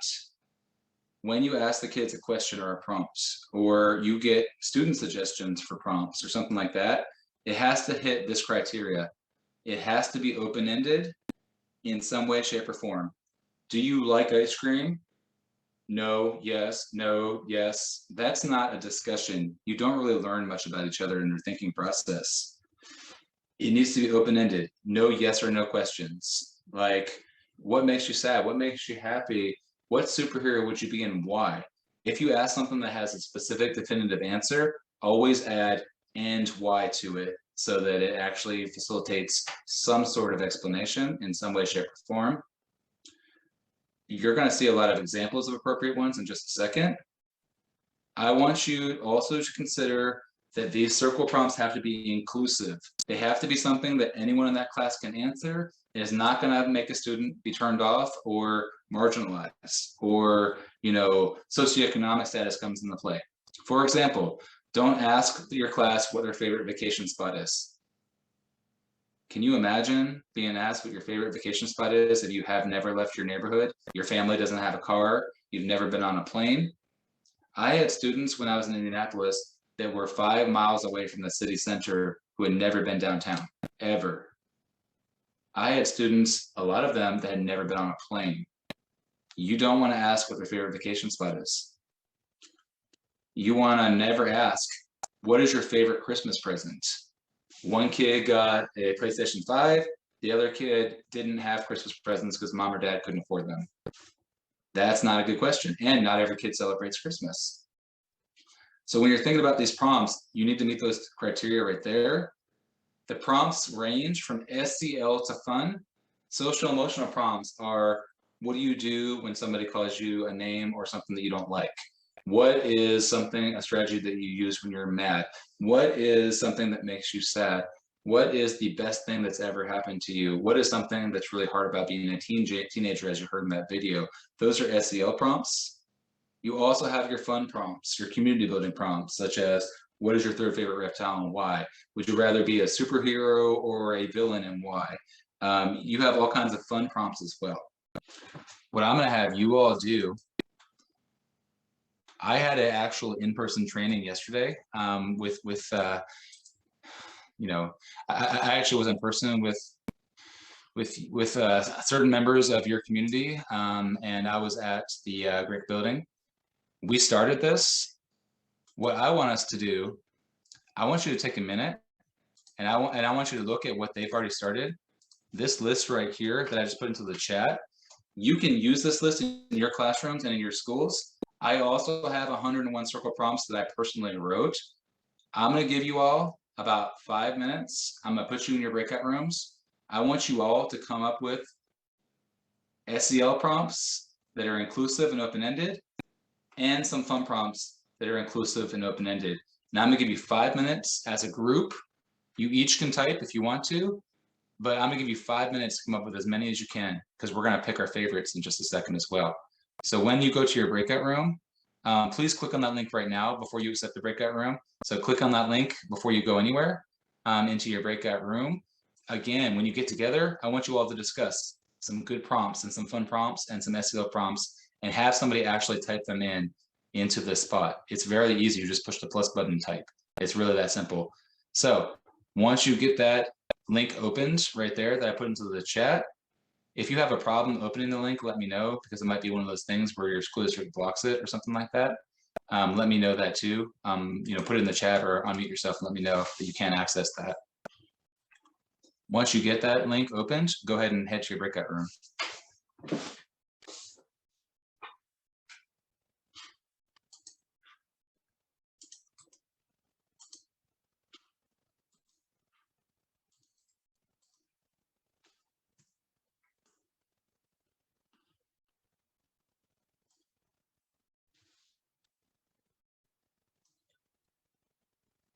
60,000 people. 60,000 people or so are in that group. So there's a whole bunch of people talking about restorative practices if you have any interest in that as well. Well, I hope that you all have a great rest of your afternoon. Have a great few weeks, and I will see you again shortly. Thanks, everyone. Thanks, Brad.